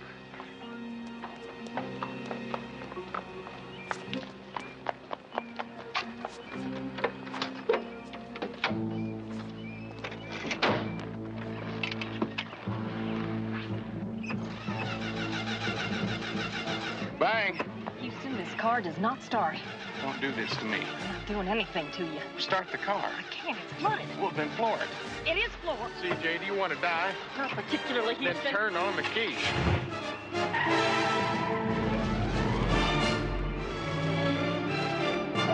It's Diamond Edge, Pair of Hearts, Gilly's Gal, Vanilla Skate, and Johnny Vitaro on the outside. Pair of Hearts and Vanilla Skate, Johnny Vitaro on the outside. As they come around the clubhouse turn, here they come with Vanilla Skate and Johnny Vitaro. Diamond Edge also challenging on the far outside. Going to the whip now is Howie Portenson, and he's coming up on the outside in 3/4 in 132 and change. Down the stretch they come, a 16th of a mile to go. Vanilla Skate on the inside. Johnny Vitaro on We're already down about 20,000. And Vanilla Skate It's good is to the see you winner again. by a head. It appears 30,000. it Good to was see Johnny you, too. Vitaro Come in on. second, and Pair of Hearts Let me listen to you. Never bet on a horse if you ain't got a jockey on his back, much less own one. Bye, Daddy. Where you going? Press and I are going dancing. Yeah, dance. Yeah, wouldn't you like to see an old boy be able to dance? Yeah, you really got something special there, Wildcat. You know that, don't you? Yeah, thank you. I do. I just don't want that boy hurting her. Don't want anybody hurting her for that matter. Well, I don't blame you. Yeah. Oh, I know he's not perfect, but she loves him. But Yale, oh, you know, I never knew a billionaire who ever went to college. Known a few millionaires who were well fixed, had a good education, but I've never known a billionaire. You want some bourbon? Well, why not? Oh, boy. Let me tell you about Gambaccini. Go ahead.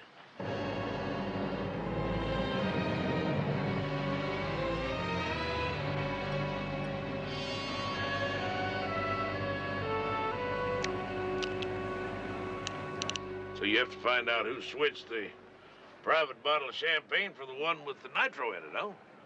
That and who had something to gain by having him dead. That lets me out. Boy, when he blew himself to buffalo chips, he blew me right out of $10 million I had invested in that boat of his. Oh, what about the insurance? The insurance might cover the hull, but the boat goes into his estate. It could take 10 years to probate that estate. Meanwhile, you got 250,000 tons sitting there rusting up. Any way you look at it, I blew $10 million. I got a lot of money, don't get me wrong. But ain't nobody can afford to lose $10 million. Is this his? Yeah. He gave a bottle of that to everybody he was doing business with. And you believe it? A billionaire who owns a winery giving it away one bottle at a time. Well, let's pop it and drink to his health. Oh, no. No. The way I figure, that's a $10 million bottle of bubbly right there. And when I pop it, it's going to be for something special, like tomorrow night at Laurie's birthday party. You be there. We'll pop it, boy. I'm going to be there if I can, Wildcat, but right now I'm so lost I can't find my way out with radar. I mean, the truth is the man was pure skunk. I mean, everybody hated him. The only one who had good reason to kill him is my client. I just don't know. You got any ideas? Me? Yeah, let's punt. That's the wrong sport. Yeah, well, my horses wouldn't know the difference. Let's get out of here. Hey, don't tell me you're one of those people who leaves the races early just to get a jump on the traffic car. You don't think so what? What's he up to?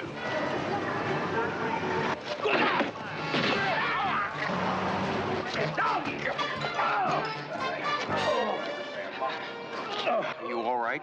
Yeah. Oh, that hurt. Did you get a look at him? Yeah, I saw him. I know him, too. Perce Whiteley. He works for you, Wildcat. Yes, he does.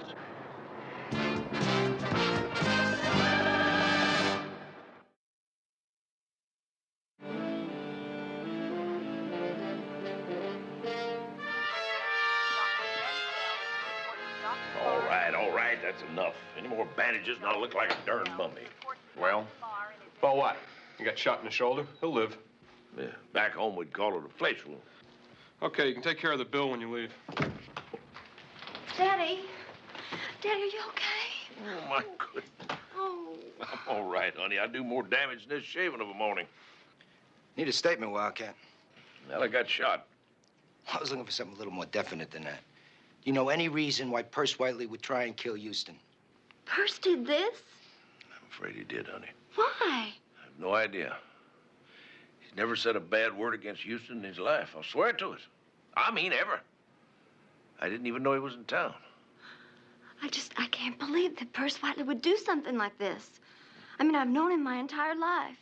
He's a sweetheart. What's Whiteley do for you? He's kind of a troubleshooter. Looks after the wells, supplies, equipment. A little of this and that.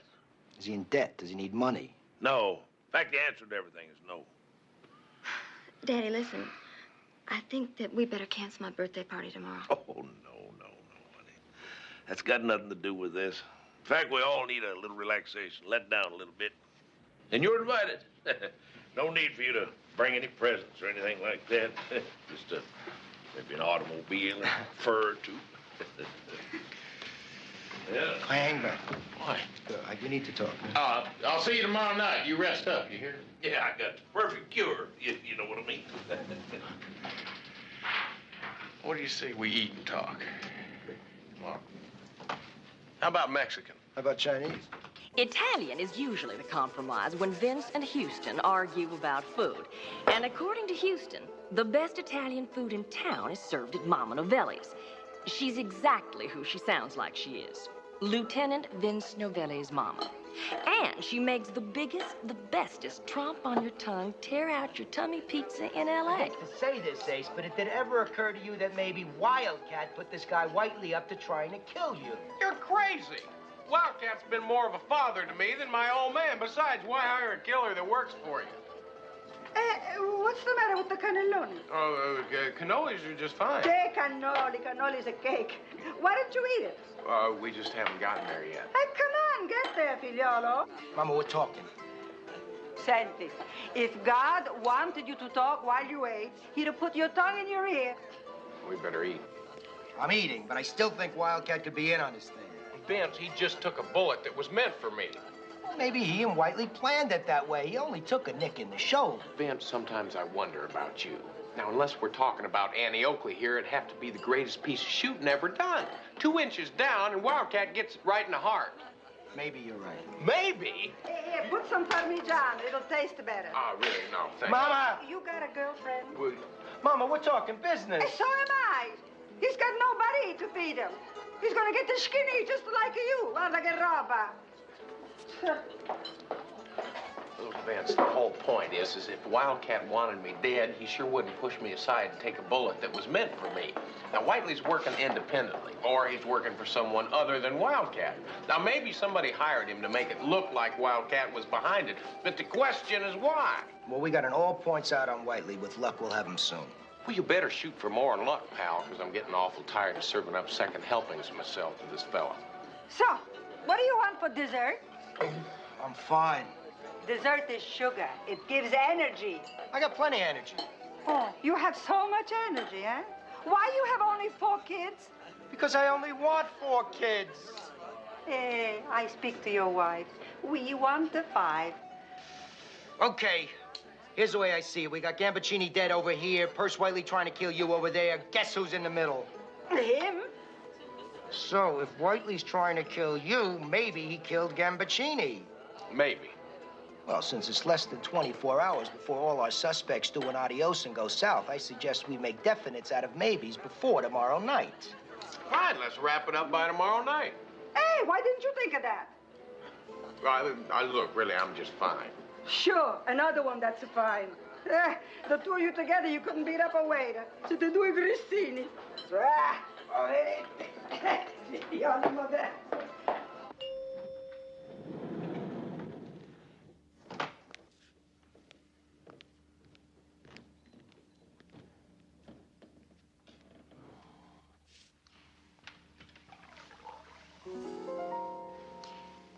I'm only half asleep. Well, I'm only half awake. How'd you get in here? I told one of your secretaries you were expecting me. She didn't seem to mind. Yeah, well, I teach square dancing 3 nights a week. So why don't you tell me why you're here? I got shot at a couple hours ago, and my sense of humor is a little on the ornery side.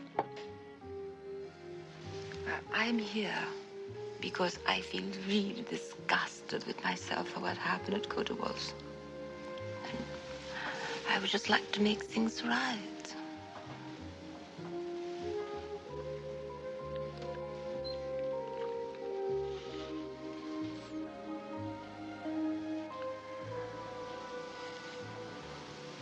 So far, so good. Serena.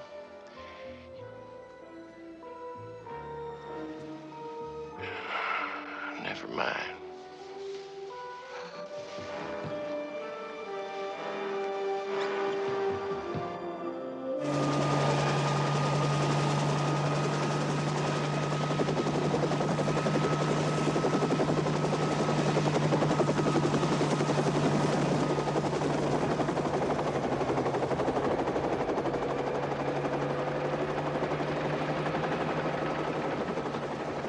Nothing bothers Houston more than not knowing the answer to something. He couldn't figure out who wanted Gambaccini dead. He couldn't figure out why Perce Whiteley would come all the way from Texas to kill him. And he didn't know if it was connected to the murder of Niccolo Gambaccini or not. I knew this case, this one, was really getting to him. Then again, maybe it wasn't getting to him.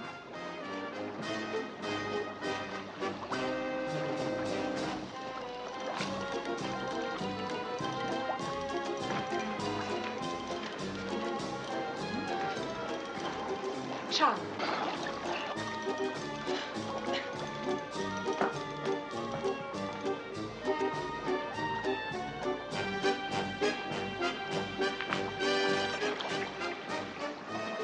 Well, you still haven't found Perce Whiteley, and you still don't know who searched Gambaccini's rooms. No fingerprints, no nothing. We're doing just as good as you are. Thanks. Don't mention it. What? Oh, not you, Vince. Look, any idea when the rooms were searched? Just speculation. A couple of hours after he was killed. Yeah, well, whoever he wasn't wasting any time. Fine. Who? Boss, I did it! Jackpot! Jackpot! Can I call you back? What'd you get? Well, Mr. Perce Whiteley hasn't been seen in Houston for 2 days, and part of what he does for the oil company is handle explosives and yet access to nitroglycerin. Thanks, CJ. And I also checked around one of my old buddies who works down there, and he told me that some nitro had been reported missing. 2 whole ounces. Of course, they're trying to keep that quiet. Oh, I don't blame him. You don't want that stuff sneaking out of the bar. You don't. So that's it. He has tried to kill you at least 3 times. He was in town. He had the nitro. He did it. He killed Gambaccini. I want a raise. Talk to Murray. There goes my raise. We still don't know where Whiteley is. Easy, find him. Yeah, but how? Well, that's also easy. Advertise. No, I'm talking really big here, you know, like huge. Something really tremendous. Well, how about several bouquets of glads and mums just woven together? Now, that would be very grand. You don't understand me, partner. I mean huge, you know, like Texas is huge. You want a bouquet of flowers as big as Texas? No, I want it big enough to look like it came from Texas. You know, the horseshoe. Yeah, with a big red Valentine heart in it that says, "Happy birthday to Lori from Houston." And I need it by tonight. Well, sir, I'd have to hire at least 5 people just to help. And, well, thousands of flowers. Well, that's very expensive. No, let's do it. I tell you what, when you get finished, put it on the back of a truck and run it around town. And make sure it goes past every television station in the city, honking all the way. And deliver it to this address by 4 o'clock. Sir, do you have an account with us? I have some friends that do.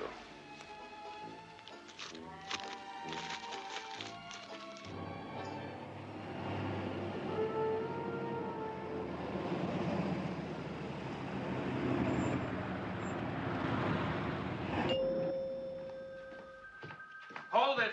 Not now. Now. Some guy just called from a florist shop to verify that you were you. Tell him I'm me. You ordered an 11-foot flowered horseshoe? Yeah. Why? Because I want somebody to know exactly where I'm going to be this afternoon. Only this time, I'm going to be waiting for him. Boy, have I got bad news for you. Boy, do I need a drink. I just blew $1,000 bribing Cody Wall's secretary. I'll make it a double. Now listen, Houston, Cody's not just your average 10% agent. He and Carrie Ann are partners. They split everything 50-50. Fine. Now he's got 40% bigger reason not to kill Gambaccini.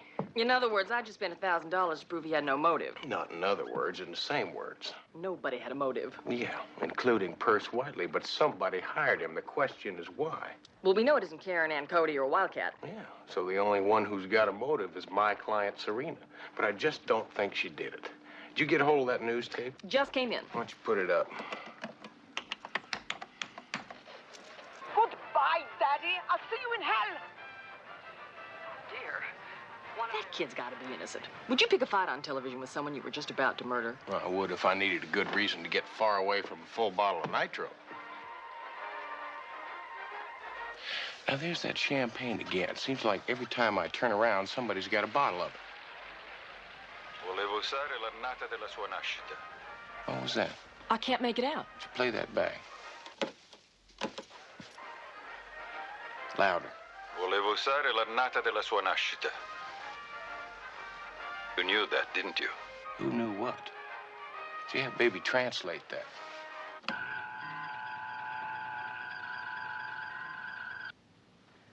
The year she was born. What does that mean? I don't know yet. The year she was born. Who? Boss, there's a surprise for you in the gym.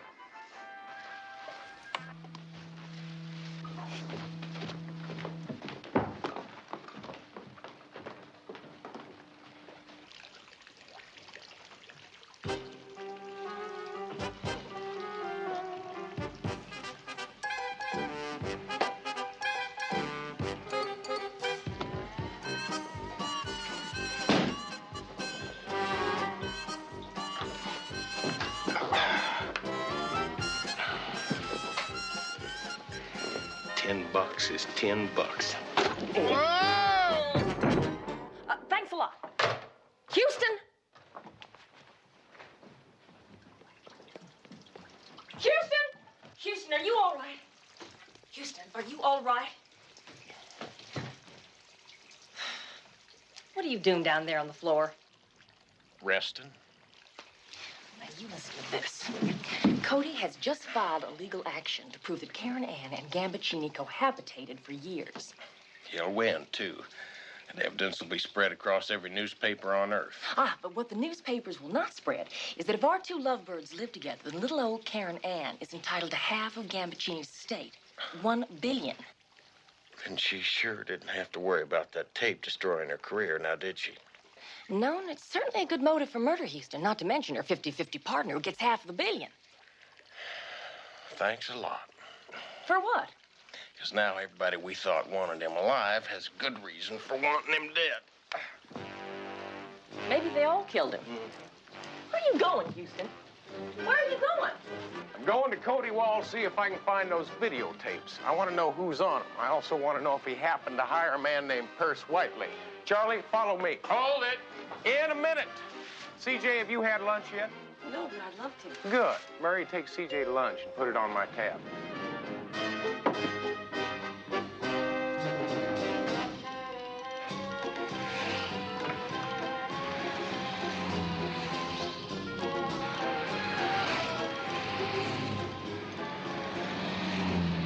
To get to Cody Wall, Houston had to pass that big grunt he called Reject. Now that could ruin his whole day. I knew he'd think of something, but this time he knew it had to be something really big.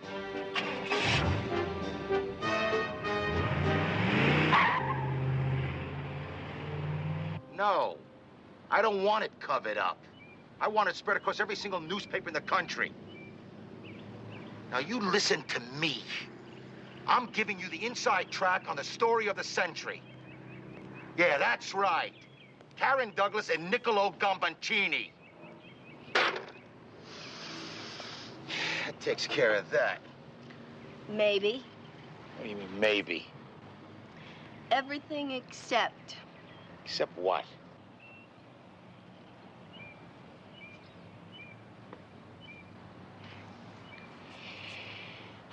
I'm an attorney, you know that.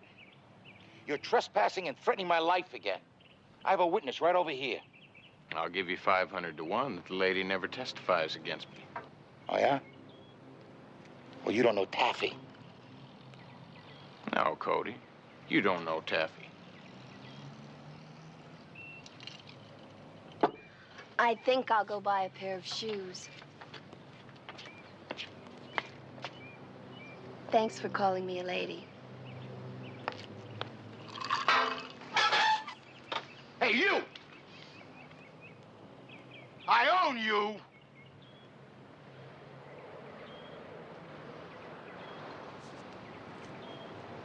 Okay.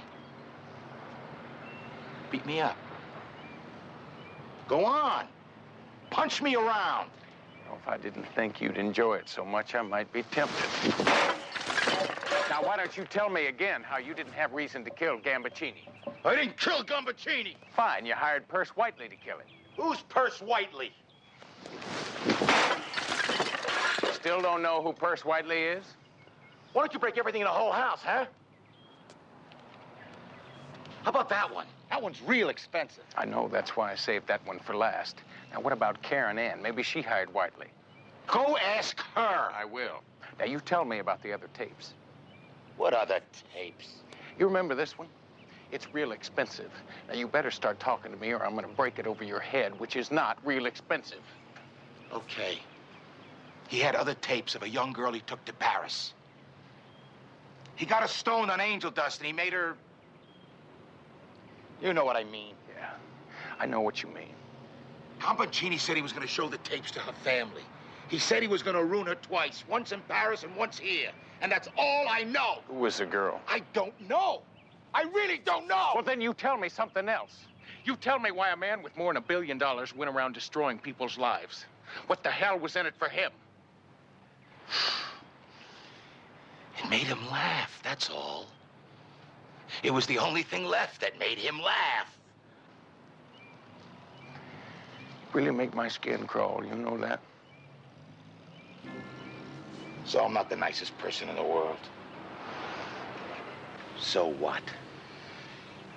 When I get the money, I'll buy nice.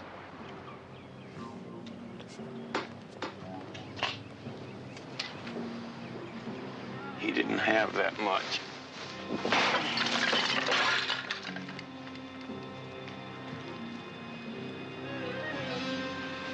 Reject!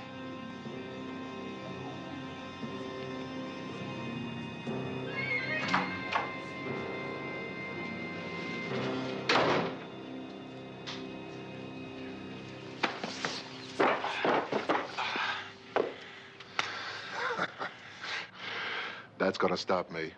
Oh, I brought it for you. Here. You see, I think you're gonna need it. I'm about to take a big gamble here, and I'm betting myself that you got a thick stomach and a glass jaw, and I'm about to find out. Swing, dummy.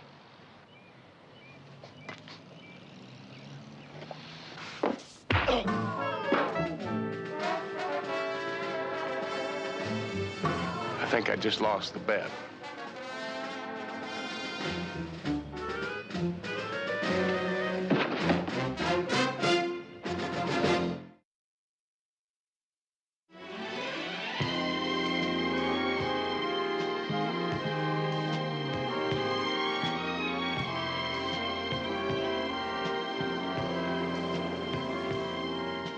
Houston figured the answer to this riddle had to be in those elusive tapes. Who was on them and why?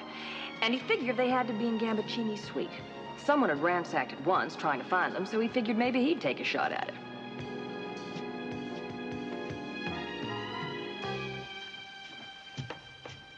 How you doing, Houston? Pretty good. How's Monica? Oh, fine. How about the kids?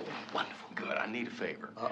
Lieutenant Novelli's not gonna like it. Oh, come on, Bob. Now, didn't I give you a sure thing on the Super Bowl? Novelli won't mind. Thank you, Bob. Oh, think nothing of it. In fact, forget it.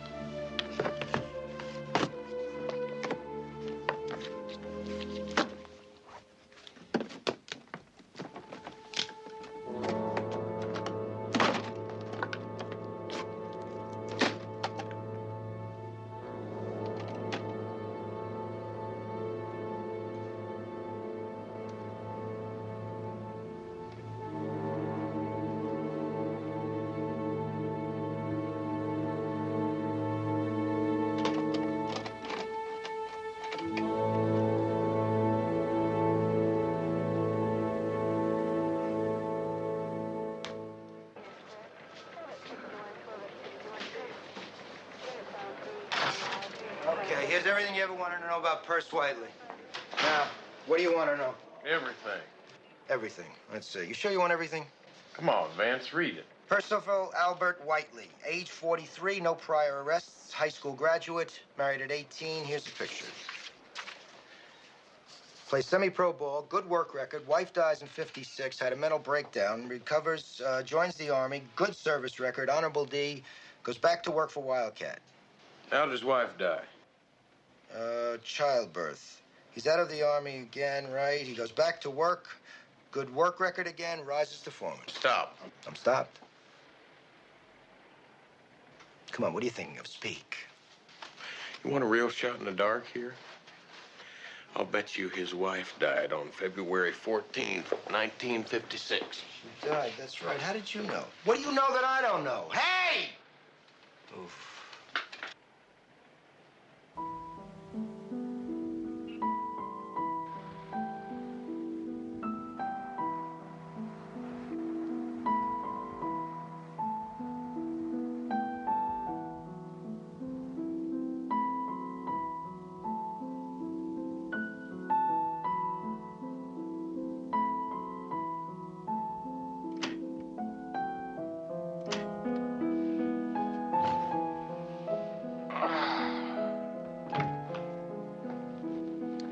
I talked to the immigration people.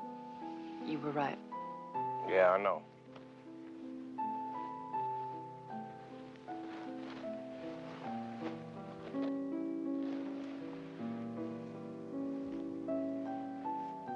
What are we gonna do now? We handle it. When are you gonna change for Laurie's party? About an hour. I want you to call Serena, Karen Ann, Cody, Wildcat. Tell them to get there early. Tell Vance I need that silver vest he gave me. All right. You okay? Yeah, I'll be all right. Just need a little time to think.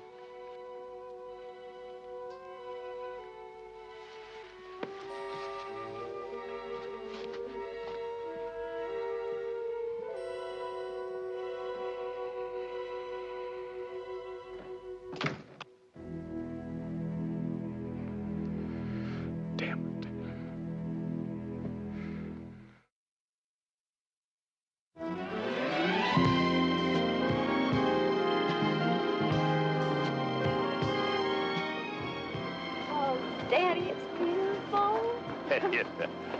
Beautiful party for a beautiful girl. Thank you, Daddy. Oh, don't you know he paid $1 or $2 for this sucker? Ooh, it's a big boat. Move it, will you move it? We only got a couple hours before the party starts. Jerry, set up the dance. Boy. Get those tables That's up about here. the biggest present I'm gonna get. Isn't it pretty? Yeah, you should have seen the horse they took it on. Wildcat! Hey, look here. Hey, she just loved it. So did I. Yeah. Hey, let me see that suit. Ooh, that's the prettiest thing I ever saw on a fellow that wasn't in a casket. Yeah, well, I just got it off the rack, $49.50. Yeah, I believe you. Per button. How's your arm doing? Oh, it's good. I've had sunburns that hurt worse than that. There goes my whole life, boy. Ain't she something? Yeah, she is. She is something. Well, I'm about to pop the cork on a $10 million bottle of champagne. I'd like to have you join me. Well, you pop it. I'll be right back.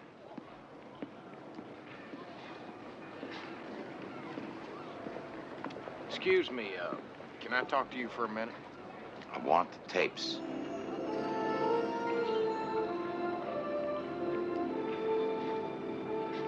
Got a little something for you. Want you to keep on singing. Thanks, cowboy.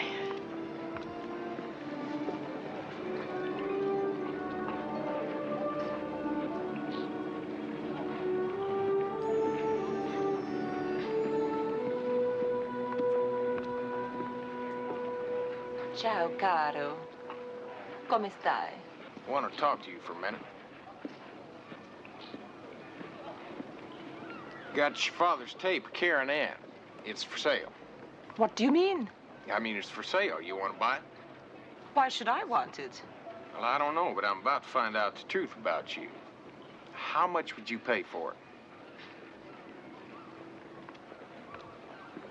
$2 million? How about 3? Yes. 4? 5 million, maybe? Darling, $1 billion is 1,000 million. 5 means nothing. Why? Why not? No, you tell me why. You don't leave me a graceful exit, eh? I didn't mean to.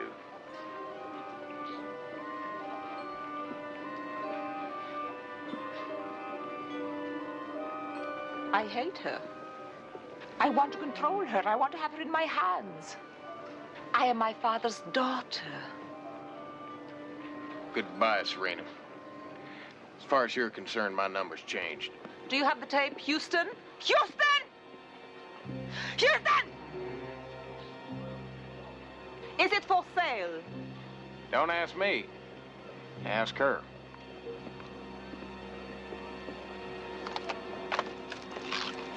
Karen, stop it! Stop it! It's proof that you live with him. We need it in court. It's worth $500 million. Brava. Damn it, Houston!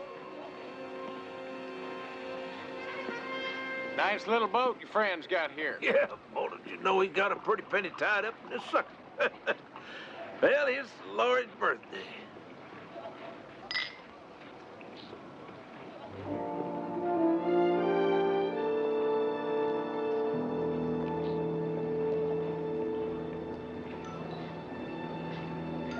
$1 million bubbles, they don't really taste that good, do they? You know I love her, don't you, Wildcat? I mean, you've been half father, all friend to me all my life. You know I'd never do anything to hurt you or your family. I know that, boy. Yeah, well, this isn't easy. It's taken me a while to figure out how to tell you, but you gotta understand why I have to say what I'm about to. Say what? I know what you did, and I know why you did it. I just don't want to be the one to hand you over to the police. Well, you keep talking, but you ain't said nothing yet. Wildcat, what are you doing to me? I said I know. I say you're on the dance floor. Now, you either ought to dance or get the hell off of it. All right. You killed Gambaccini. You killed him because he drugged Laurie in Paris and went to bed with her. He showed you the videotape he made of the both of them, and he threatened to show it to her boyfriend. You took the nitro off Perce Whiteley's rig, you put it in a champagne bottle, and you blew him to kingdom come. You telling me I'm the one that switched the bottles? No, Wildcat, you're telling me. And that's the second time. Whoever said anything about the bottles being switched except you? That's pretty slim proof, boy. You'd have to have an awful lot more than that. Yeah. Laurie said she was back east. Immigration says she was in Paris. Any law against you taking a little trip to Paris? Look at the bottle, Wildcat. It's got the year she was born on it, 1956. The same year that Gambaccini wanted to use at the christening. So it's 56, so what? He gave you a 71. Here's his record. Now, how could you have that bottle unless you were the one that switched him? It's the wrong year.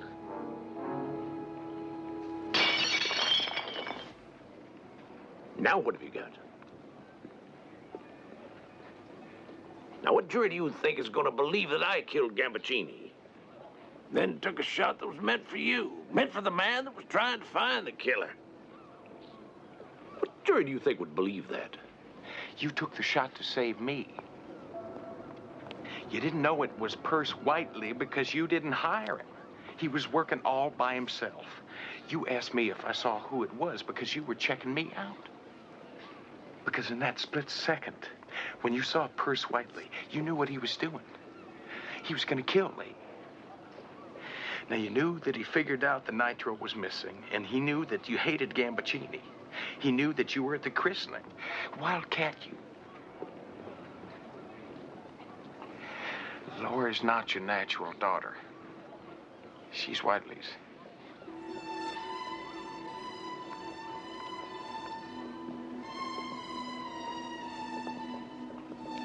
You're right, of course, boy.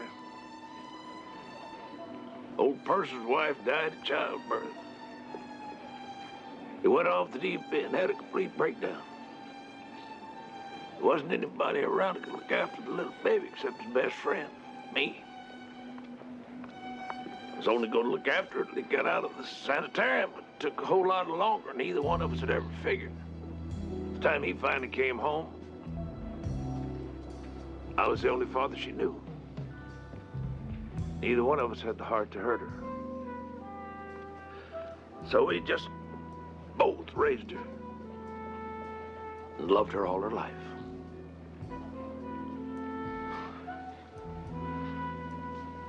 Did you get that tape, boy? Yes, I have it. You didn't have to kill him, Wildcat. He was gonna show that tape all over the place. That would have killed Laurie. I couldn't stand that. No, but you could have come to me. We could have worked something out. You didn't have to kill him.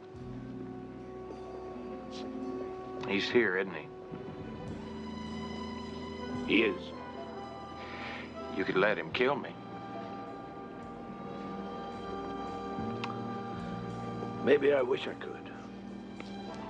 Come on out, Perce. He knows everything. No. Ow! Flash of light!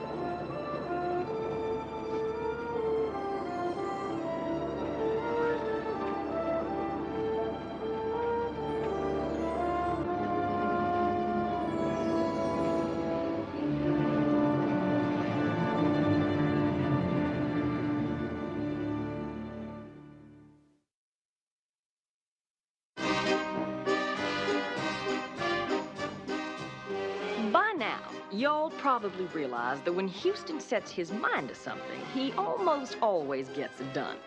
Well, you see, his horse made him mad, and losing that $10 bet made him even madder.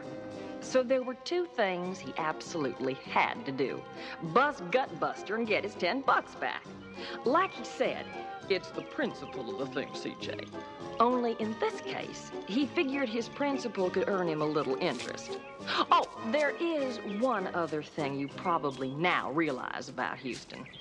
Like most Texans, he overdoes things a bit for his friends. CJ, are you absolutely positive, no mistake, certain that he still can't ride that horse? Bo, I'm telling you, he bought a mechanical bucket machine to practice on, and he can only stay on it for 2 seconds. What do you think? I don't know. I feel like a chicken hawk's about to dive on the hen house. Lamar, would I bet my own $10 on anything that wasn't a sure thing? Never have. Never will. What are you guys worried about? I'm telling you, it's a sure thing. No one can ride that horse. Charlie, I just bought a new wetsuit, surfboard, roof racks, couple pairs of flippers. I'm fresh out of jeans. I'm tapped out. That's good. How about you? I don't know anything about horses. Terrific.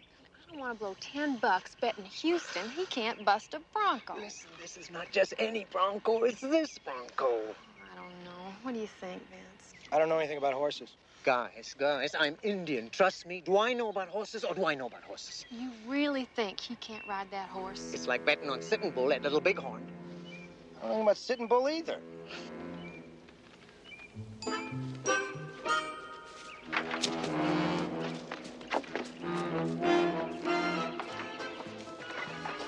Well, don't just sit there. Do I have a bet or don't I? Bo? You're on. $10 says you can't ride that horse. Lamar? Same bet. Mm-hmm. How about you, CJ? I'm in. Charlie? Why don't you make it $20? No, 10's my limit. How about you, Slim? You sure? Look, I'm Indian. Bet. Vince? I don't know anything about horses. But $10 says you can't ride them. Thank you, Vince.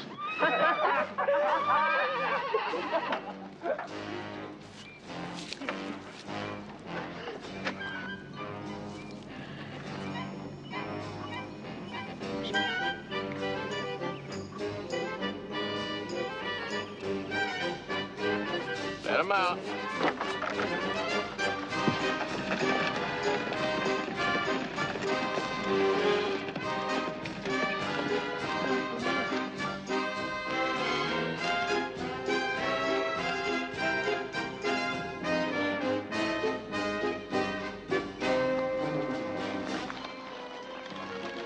Thank you.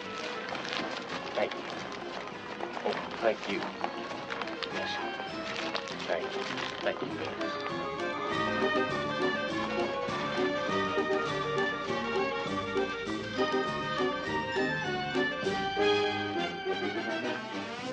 Any questions? Yeah, I got a question. What'd you whisper in that horse's ear? Well, I just told him that if he didn't trot around this corral as easy as a Tennessee walker, I'd kill him. You wouldn't kill that horse.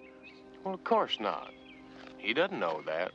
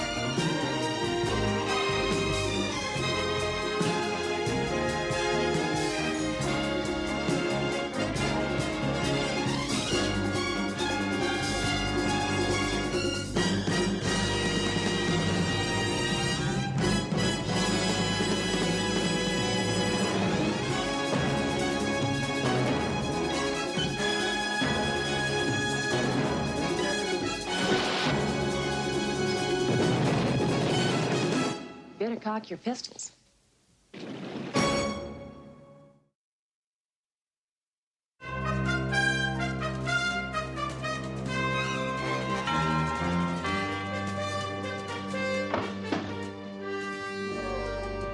Must be an extra special VIP list for Houston to throw a party at such short notice. His invitation list looks like a who's who of international dollardom. Oh, here comes someone now.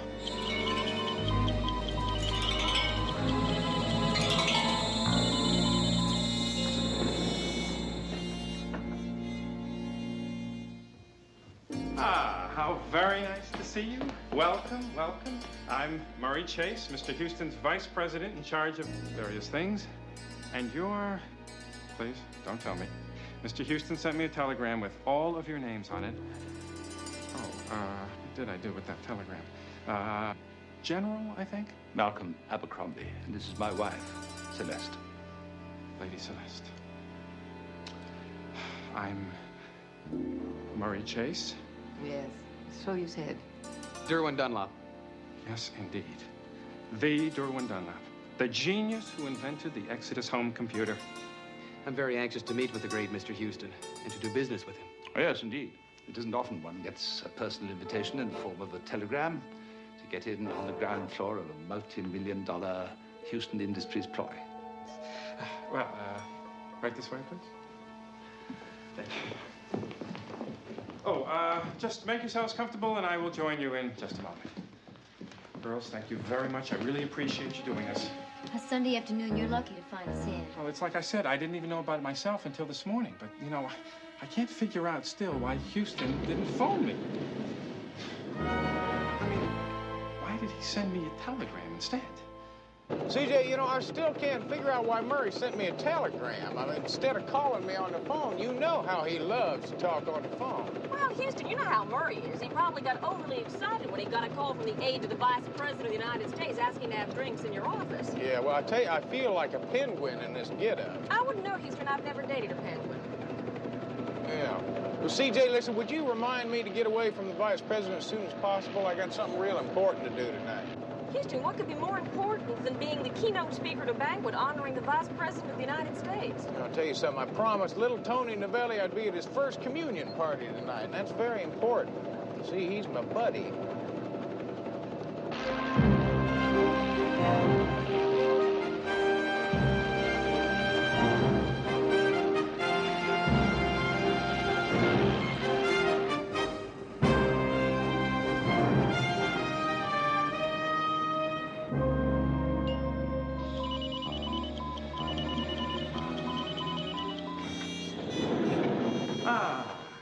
Your Royal High.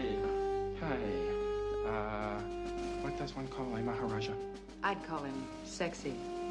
Yeah, I had Mr. Houston's guest list, and I know there was one Maharaja's name, but Maharaja of Ranjipur. It is an honorary title only. I prefer being called Mo. It's short for my given name, Mohandas. I would introduce the lovely lady, but I'm afraid all we have in common is one short elevator ride. I'm Clover McKenna. Certainly are. Wow. Jet set everything. Pilot, skydiver, Grand Prix champion. You even had an article in People magazine last week. Well, I guess that high-priced PR man of mine's been doing his job. Well, if you will follow me, I would be glad to introduce you to the rest of our guests.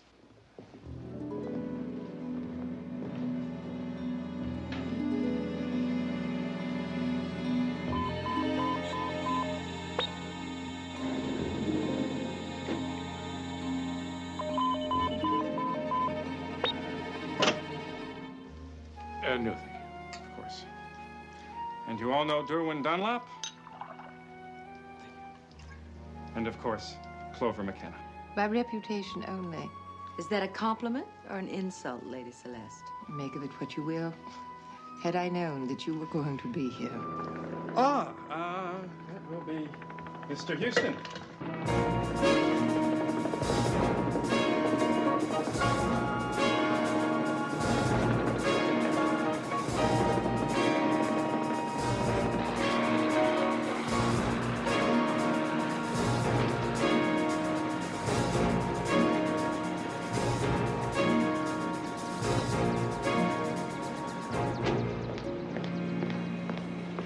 time you got here. What, the party start without me? Well, I wouldn't exactly call it a party, but your guests are here. My guess. Murray, I did...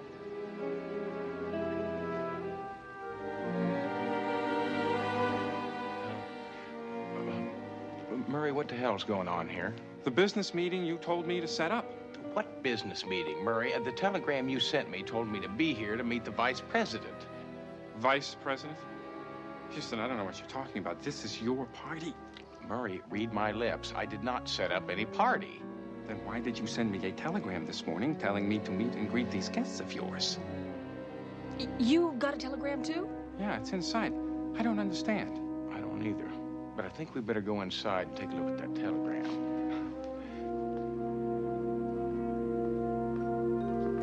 Well, Clover, what a surprise. Would you look at you? Oh, Houston.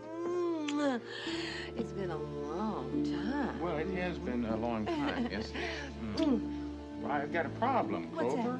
I'd say I'm just wondering why you and all these other people are here. Oh, you're kidding. Well, you invited us. Yeah, that's what I heard. Listen, why don't we go meet some people, all right? Excuse me, ladies and gentlemen. My name's Matt Houston. Derwin Dunlop. Derwin Dunlop. It's a pleasure, sir. And you're Maharaja Ranju. Nice to meet you. And Malcolm Abercrombie. My wife, Celeste. It's quite a pleasure.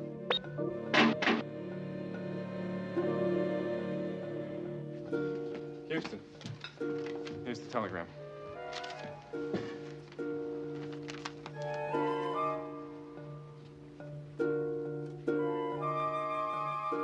Well, according to this, folks, I did invite you all here, but there's just one small problem, see?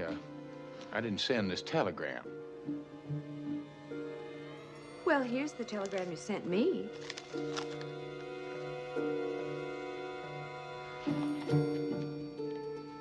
Sunday, 6 p.m., an invitation to a formal dinner to form a multi-million-dollar business combine. It's guaranteed to triple its investment in 6 weeks. And it's signed Matt Houston. A duplicate of the cablegram I received. And I. Well, it is obvious that we have all been duped. Is someone playing a joke? If they are, I may know the reason why. But you're not going to like it. Well, give it your best shot, Maharaj. Aside from your 2 business associates, Miss C.J. Parsons and Mr. Murray Chase, we all do have something in common. We... You all right? Oh! C.J., call the paramedics, pronto.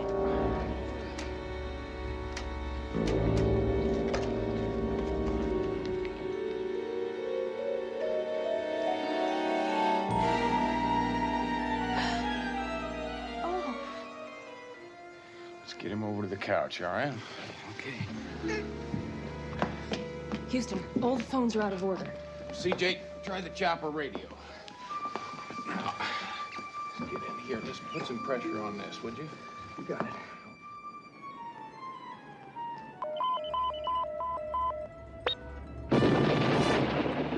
Buddy, stay put. CJ, are you all right? I'll let you know when my heart starts pumping again. Yeah, what happened? I reached for the door and something just blew. It's a nifty little gadget. That's what made it blow. Now, whoever planted that certainly knew what he was doing. Houston, the elevator doors won't open. Well, Murray, you got to use the emergency stairs. Walk down. I tried. The emergency exit's been sealed off from the outside. That door won't budge. Murray, are you saying that we are stuck in this skyscraper with no way out? No, that's what I'm trying not to say. But you said it for me. Houston, this whole thing is getting very spooky. Do you agree? Yes, I do.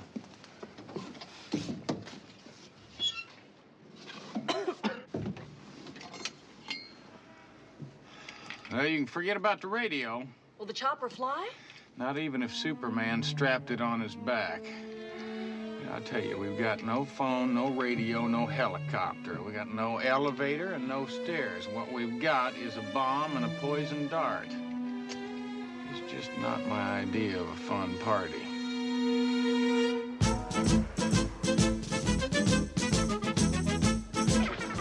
Well, this is for you. Hey, Paul, Lamar, pull up some pizza and have some fun.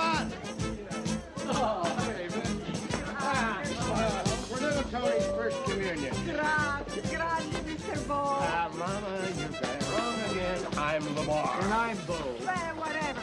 Oh, Wolverine, what's going to happen? One of these days, he's going to learn to stay on his horse. Oh. Come on in and celebrate my Tony's first reunion. Gino, order that Spanish Yankee for Mr. Bo and Mr. Lamar. By the way, where's Houston, CJ? Yeah, Houston and CJ going to be a mite late, Mom. Oh. Yeah, they had to stop by the office for another shindig first. But don't worry, they wouldn't miss this. No, sirree, they wouldn't miss this over their dead bodies.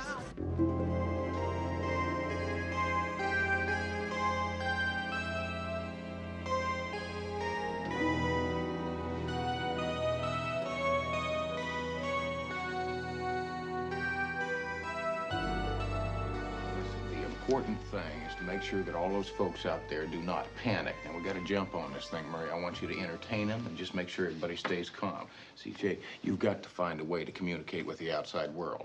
Well, I've already got Derwin out on the patio trying to attract attention, but Houston, we're on the top floor of a skyscraper and nobody particularly cares. It's going to be dark soon. Why don't you use a flashlight to send SOSs? Maybe we'll get lucky, find someone on the ground who reads Morse code. That's a good idea, Murray. Maharaj is dead.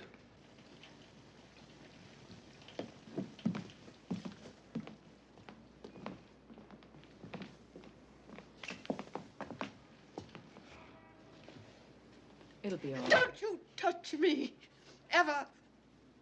Charming. Any luck? I dispatched 2 squadrons of those planes, each with its own SOS message. I managed to attract absolutely nobody. Well, that's par for the course because there's not much foot traffic in this part of town on Sunday evenings. Good. That means people won't get wet. There's a storm blowing in. Phones are working. Listen, don't talk, just listen to me. My name's Matt Houston. We're stuck on the 4th.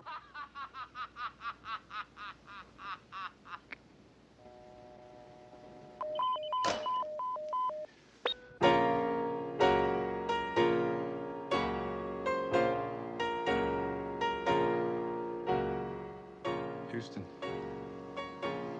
That's the funeral march. Yeah, I know, Murray. Someone's got a very lousy sense of humor.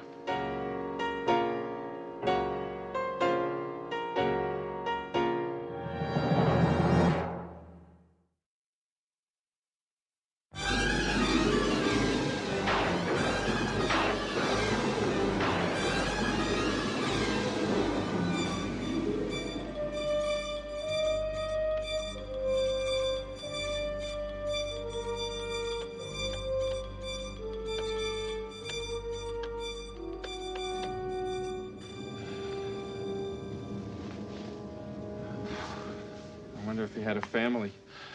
I couldn't tell you, Murray. I never met the man before today. Houston, how can you remain so calm with everything that's going on? Well, Murray, would it help you any if I just up and panic? Well, no, but... Yeah, Murray, listen, now, if it'll make you feel any better, I do have an ace in the hole. We do? Mm-hmm. Vince Novelli.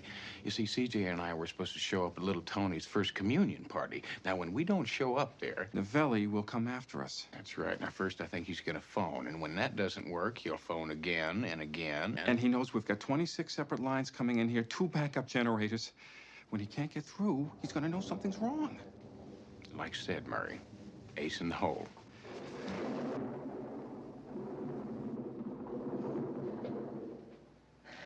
How about a drink, your ladyship? I'm buying. Well, here's to marriage. A female plot to add to man's responsibilities and subtract from his rights. What would you know about marriage? You have never had the decency to marry any of your lovers. Maybe I've got too much decency to marry them. Well, it looks like you're hard at work here. Did you find anything out? Yes. Your piano has been rigged to play by remote control. Remote control? Is that a sort of channel selector thing like people have in their television? Basically, yes, but far more sophisticated. Yeah, well, listen, whoever our mystery man or woman is, they've got a series of buttons that can, well, control the elevator, the piano, the phones. It can even blow up a mini bomb and fire a deadly death dart. And I'm just concerned about what they've got up their sleeve next. You had to ask? What's going on? You're supposed to be sending an SOS, not responding to one. CJ, have we got any more candles around here anyplace? I'm downstairs in the gym. I'll go get them. Well, good. Murray, you stick close to her. I mean really close. You bet, boss. Thanks, Houston.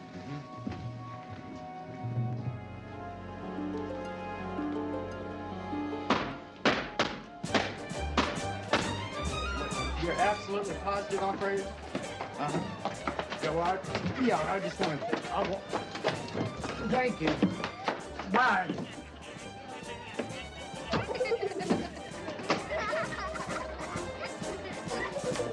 Hey, Houston's phone's still out of order. Relax, Bill. Go back to your table. Sit down. Eat. Drink. Later, we'll open up Tony's present. That's good stuff. Wonder what they call it. Wine.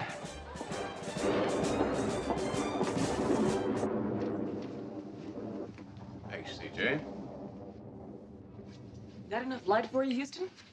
Yeah, I believe it is for what I had in mind. What exactly is that? Well, I'll tell you, I thought we'd all play a little game called Show and Tell. Now, what I'd like everybody to do is place the contents of what you're carrying right here on the bar. That is ridiculous. That's an invasion of privacy. Well, yes, ma'am, you're right. I could not agree with you more, but I'll tell you something. The Maharaja's privacy was invaded something awful, and I fully intend to do something about it. Well, I'll submit to a body search if you do it personally, Houston. This is some other time, Clover. Houston, what is the point of all this? Well, I'll tell you, Brigadier, have you ever read the phrase in the good book, seek and ye shall find? Well, I'm planning on doing a little seeking and a little finding. Find what? Well, hopefully, like a dart gun or a remote control device, anything that the killer might be planning on using on his or her next victim. Another killing? That's right, Murray. There's a strong possibility that there could be several more. Because I really don't believe that whoever's responsible for sending him to that big Taj Mahal in the sky went to all that trouble for just one victim. No, I don't. So shall we get started here? Ladies first, hmm?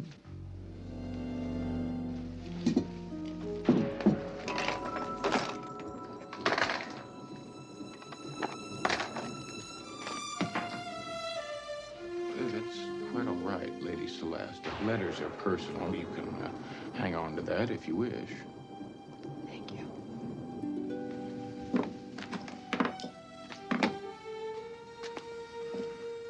Well, there's nothing here. Okay, gentlemen.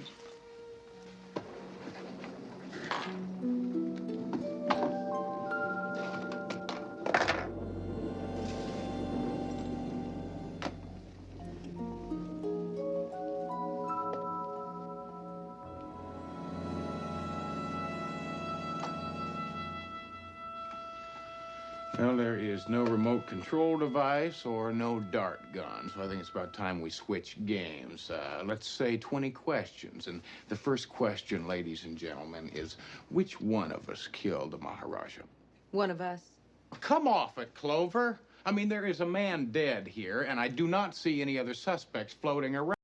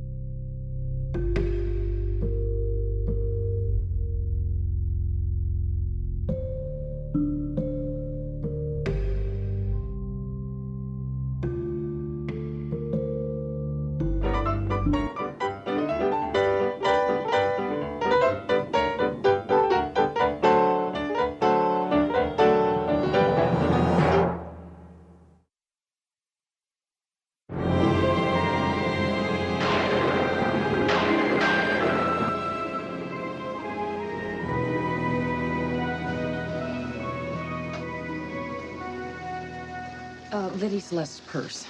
Houston, what's the rule on reading other people's mail? Well, I'd say if it happens to belong to a corpse and the contents of the said letter might save a few lives, my rule is go for it, CJ. What a ghastly way to go. I wanted us to be free of her. But not like this. Still, there is all that money.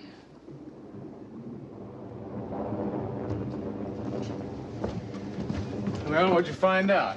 Well, if we were planning a stroll on the patio, our killer just canceled it. Yeah, well, that's what I gathered after what happened to Lady Celeste. How does that thing work? It's an electronic force field. Electric eyes on either side of the door. Break that beam by walking through the field and, well, you saw what happened. Yeah. Yeah, I tell you what, let's try something.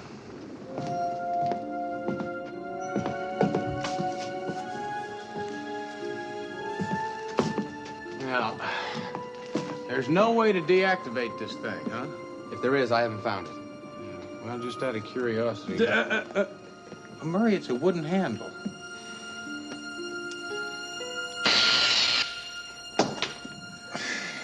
Great. Now we're really trapped. We can't even get out on the patio to send an SOS. Well, tell me something, Dr. Wizard. We've all been walking through these doors since we arrived. Why wasn't somebody electrocuted then? Because the killer didn't want them to die, yet. I figure we'll each be murdered in a different and very bizarre way. Well, that's a cheery thought. If the killer's as smart as I think he is, he's got every possible exit wired in this office. Excuse me. Houston, I just read Lady Celeste's letter. I suggest you do the same thing.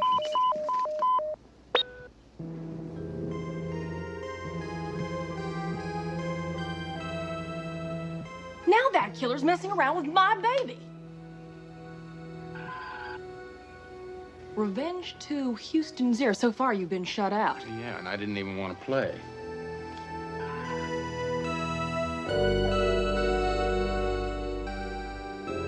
The guilty 6 must die, including you, Houston. Wonderful. Yeah, how come I get special billing?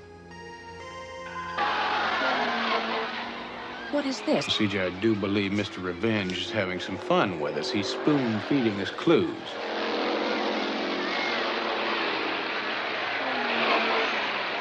Monte Carlo, 5 years ago.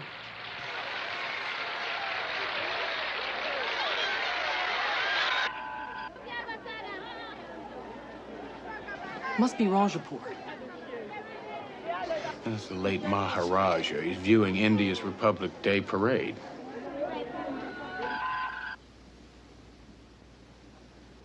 Who will die next? I wonder if that's a multiple choice question. Okay, that's it. I'm taking control of baby right now.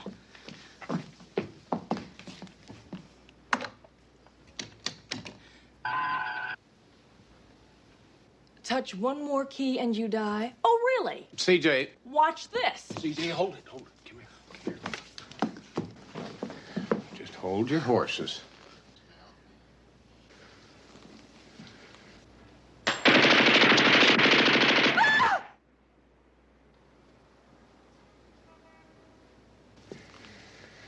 Thanks, Houston. That could have hurt. Mm-hmm.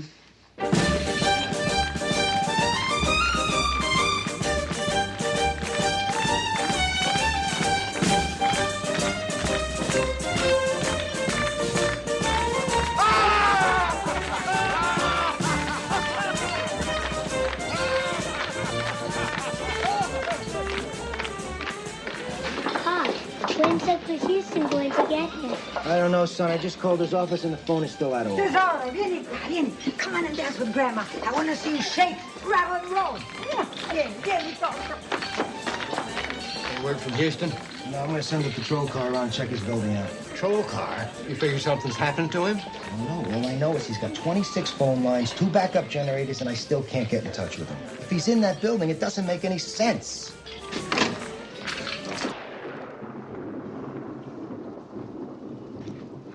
You need some help? Oh, I think I got it here. You know, it looks to me like this was electronically aimed and fired. At me? Well, not at you specifically, CJ, but where you were sitting. Now, would you look at this? I wonder what the killer had in mind for this sword. Not a sword. It's a saber. There's a difference. Well, excuse me, Brigadier. Don't get your crumpets all bent out of shape. It's just that, well, down home, we'd call this a Texas-sized frog sticker. It is some handsome handiwork, I must admit. You know, I saw one just like this when I was in England. Judging by the royal crest, I'd say it was from a king or a queen. Tell me something. Would you mind telling me your full name, Brigadier? What on earth for? Well, just for whatever it's worth, I guess. Malcolm James Abercrombie. It'll all be. It's got your initials on it. May I see that? Certainly.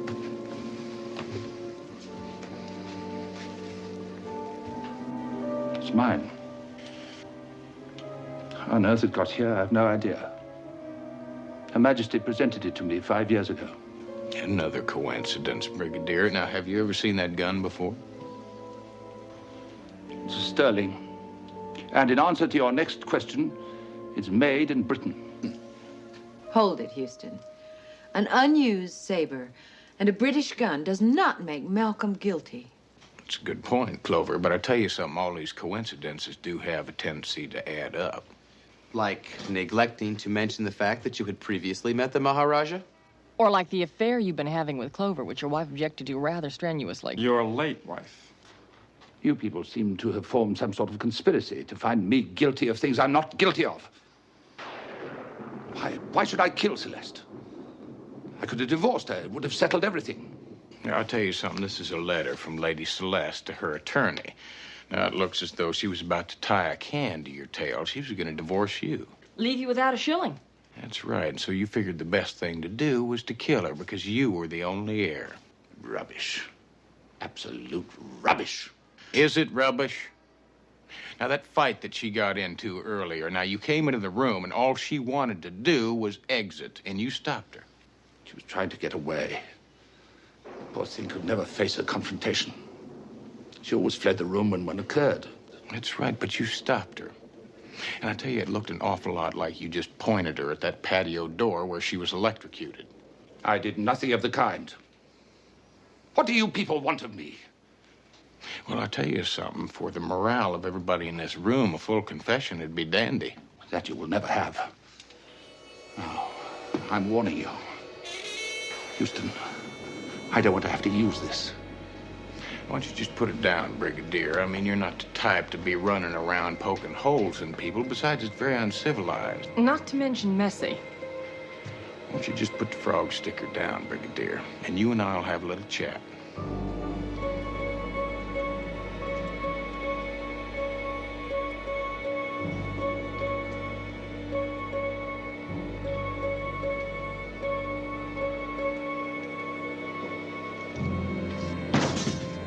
Have yourself a seat. That's more like it.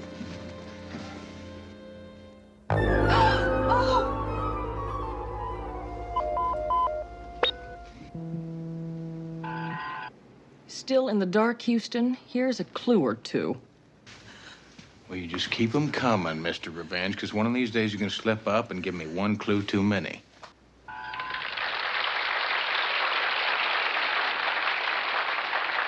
Where did that film come from? Well, I'm not sure, but maybe you could explain a little bit about it, Derwin. There's nothing much to tell. It was about 5 years ago. I had just invented the Exodus home computer. And the California chapter of the American Electronics Association had given me a special award. They named me Man of the Year. Yeah, well, Derwin, you being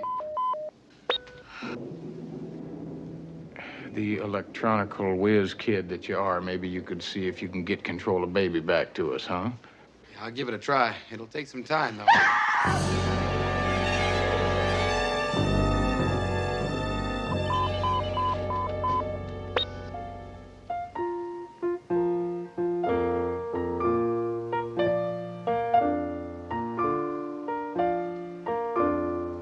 Taps. Yeah, but for whom? The Brigadier or the rest of us?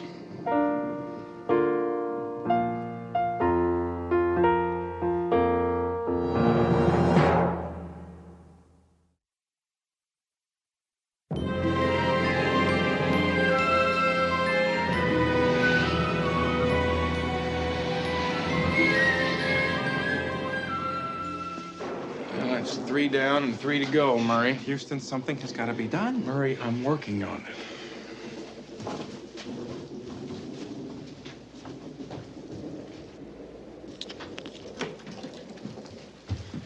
How you doing, Derwin? Well, it's not easy, Houston, but I'm getting there.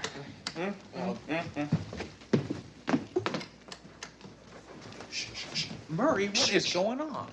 Houston, letting that person work on Baby is a monumental mistake. You said it yourself. Practically everything in this office has been electronically rigged. And Derwin's... I know, is an electronic genius. Houston, he's got to be the killer. Well, Murray, maybe he is and maybe he's not, but I tell you what keeps sticking in my mind is, now, a couple of years back, I had a layover at this airport, so I picked myself up one of those murder mysteries, you know? Well, it was all about a group of folks that were trapped in this house, and they were being picked off one by one. That's exactly what's happening here. Yeah, I know, but see, I tell you, the way it ended, it turns out that the first victim really wasn't dead at all. See, he staged his death. And it was him that was picking off the people all along. Houston, are you thinking... Uh-huh. Let's go look for the Maharaja.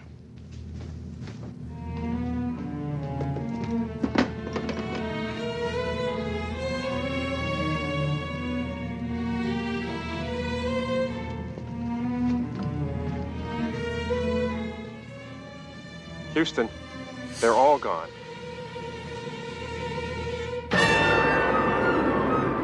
Okay, Bambino. Looks like it's gonna rain. I think we better go home like everybody else. But Uncle Houston promised to be here, and he will never break a promise. Yeah, I know. It's part of the cowboy code. But something must have come up. Grazie per tutto, eh? Oh, Carl! I am. Okay, Hopalong. We'll give it a little while longer. You think Lieutenant, I checked out the Houston building like you said. All secure.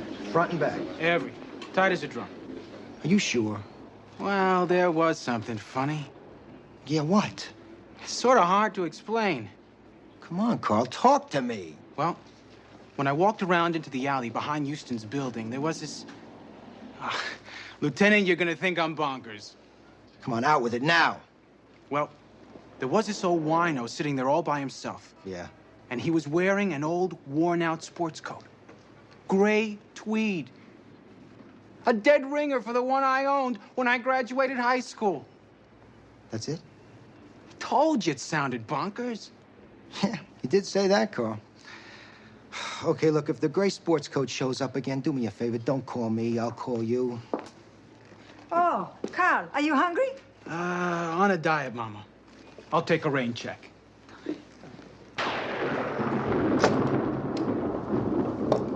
Well, that should do it. I did a bypass operation on her. You should have control now. I told everybody you were a genius, Derwin. I knew you could do it. Yeah, listen, CJ, would you put up that Indian parade stuff with the Maharaja in it? Okay. Since he was murdered first, let's stick with him. What do you expect to find, Houston? Well, hopefully a little proof that I really did read all those chapters in the book. And the Maharaja faked his death. Oh, Houston, you took his pulse. He had to be dead. Either that or he found a way to make us believe he was dead. How? I'll tell you, Murray, there's several different ways you can do it. Now, there's some drugs. They're not your average, everyday, over-the-counter drugs, but there's a few of them that will suppress the vital signs temporarily. Now, hold it, CJ, would you blow that up a little bit?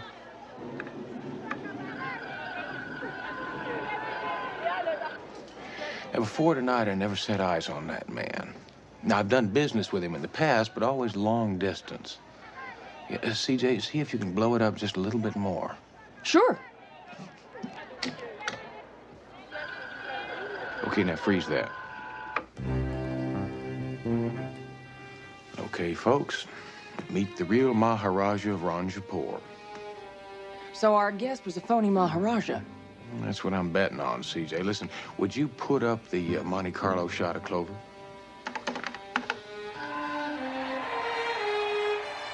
Now, when was this taken? 5 years ago. 5 years ago. Now, why does that phrase keep popping up? 5 years ago. I wonder if that's the common denominator that we've been looking for. Houston, I think you've got something. I mean, 5 years ago, the Brigadier was presented his saber. 5 years ago, Derwin won the Man of the Year award. And 5 years ago, Clover won the Monte Carlo race. But Clover, at that point in time, besides winning the race, was there anything that happened in your life, anything unusual or different? Nothing I can think of. I won the race, and I flew back to the States a day or two after that. Oh, there was that party given in my honor. But wait, what party? I mean, who gave the party for you? Oh, this American I met in Monte Carlo, I would rather forget. Well, has he got a name? Brogan.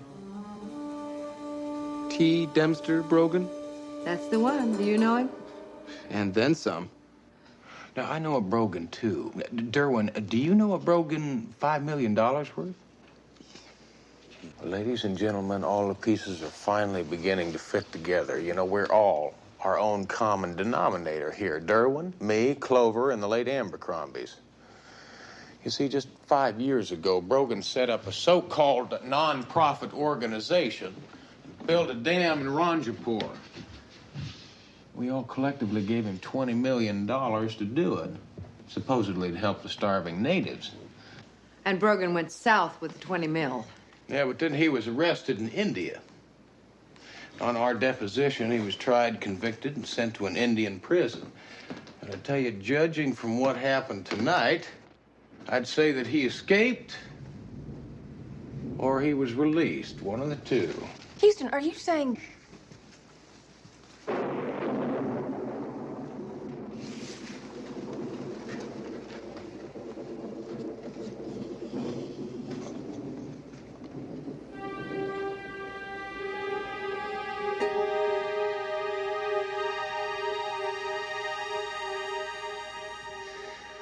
Well, Mr. Revenge Brogan, guess who? I know you're in here. And I'll bet you $1 you've been using my elevator to come and go as you please, and I'll bet you're in there right now. And I know you got your heart set on killing me and Clover and Derwin. I'll tell you something, it'd be a very big financial mistake, because if you kill me, I can't write you a big, fat, blank check. No, and I know you got very expensive habits. So what do you say, Maharaja? Why don't you come on out of there and we'll all hunker down over the checkbook here and get this thing squared away, huh?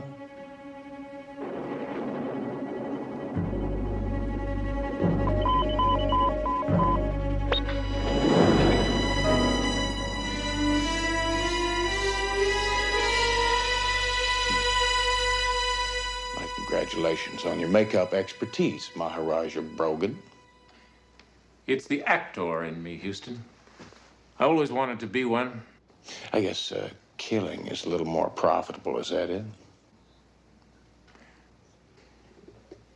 Okay. Everyone but Houston.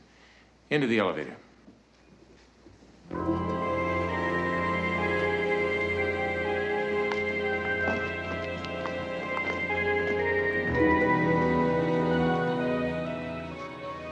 Our friends stay locked in while you and I hunker down over your checkbook.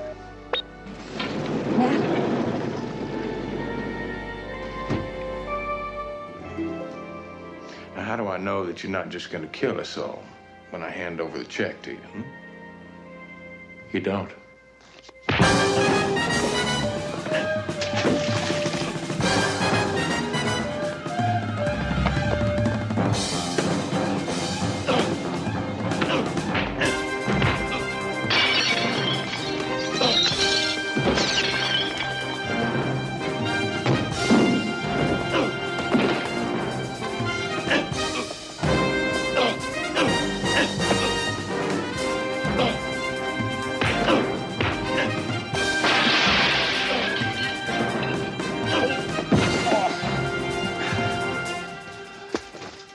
Thing hasn't been fired since my great-granddaddy used it in his last turkey shoot.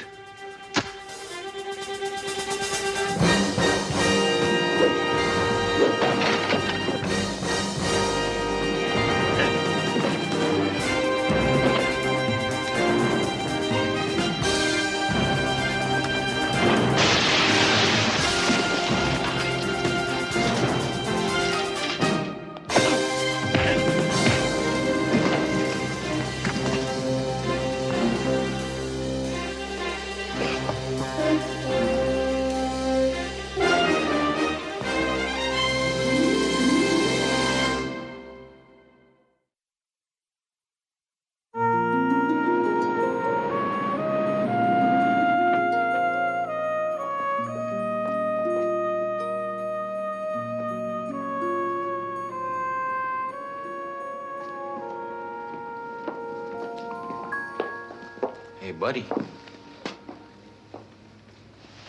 Uncle Houston, you promised you'd come. I knew you'd keep your promise no matter how long it took. Well, partner, what are you still doing here, Houston! Oh, guarda, guarda, guarda.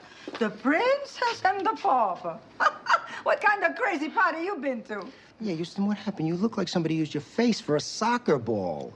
Well, it's really not that bad. See, Vince, we went to a terrific party. I mean, all kinds of nifty people. Real nifty people. Maharajas, the English aristocracy, a brigadier. Yeah, that's right. And you know how those things are. I mean, we just kind of got trapped. Good point, Houston. Mm-hmm. Houston. I'm so glad I finally got you. I've got good news. The coroner found the other two in the stairwell. And I've got better news. The bomb damage to the chopper, the machine gun holes in the furniture, the broken picture window, and the bloodstains in the carpet, all covered by insurance. $50 deductible. Houston, what's he talking about? I have no idea. It's a $100 deductible.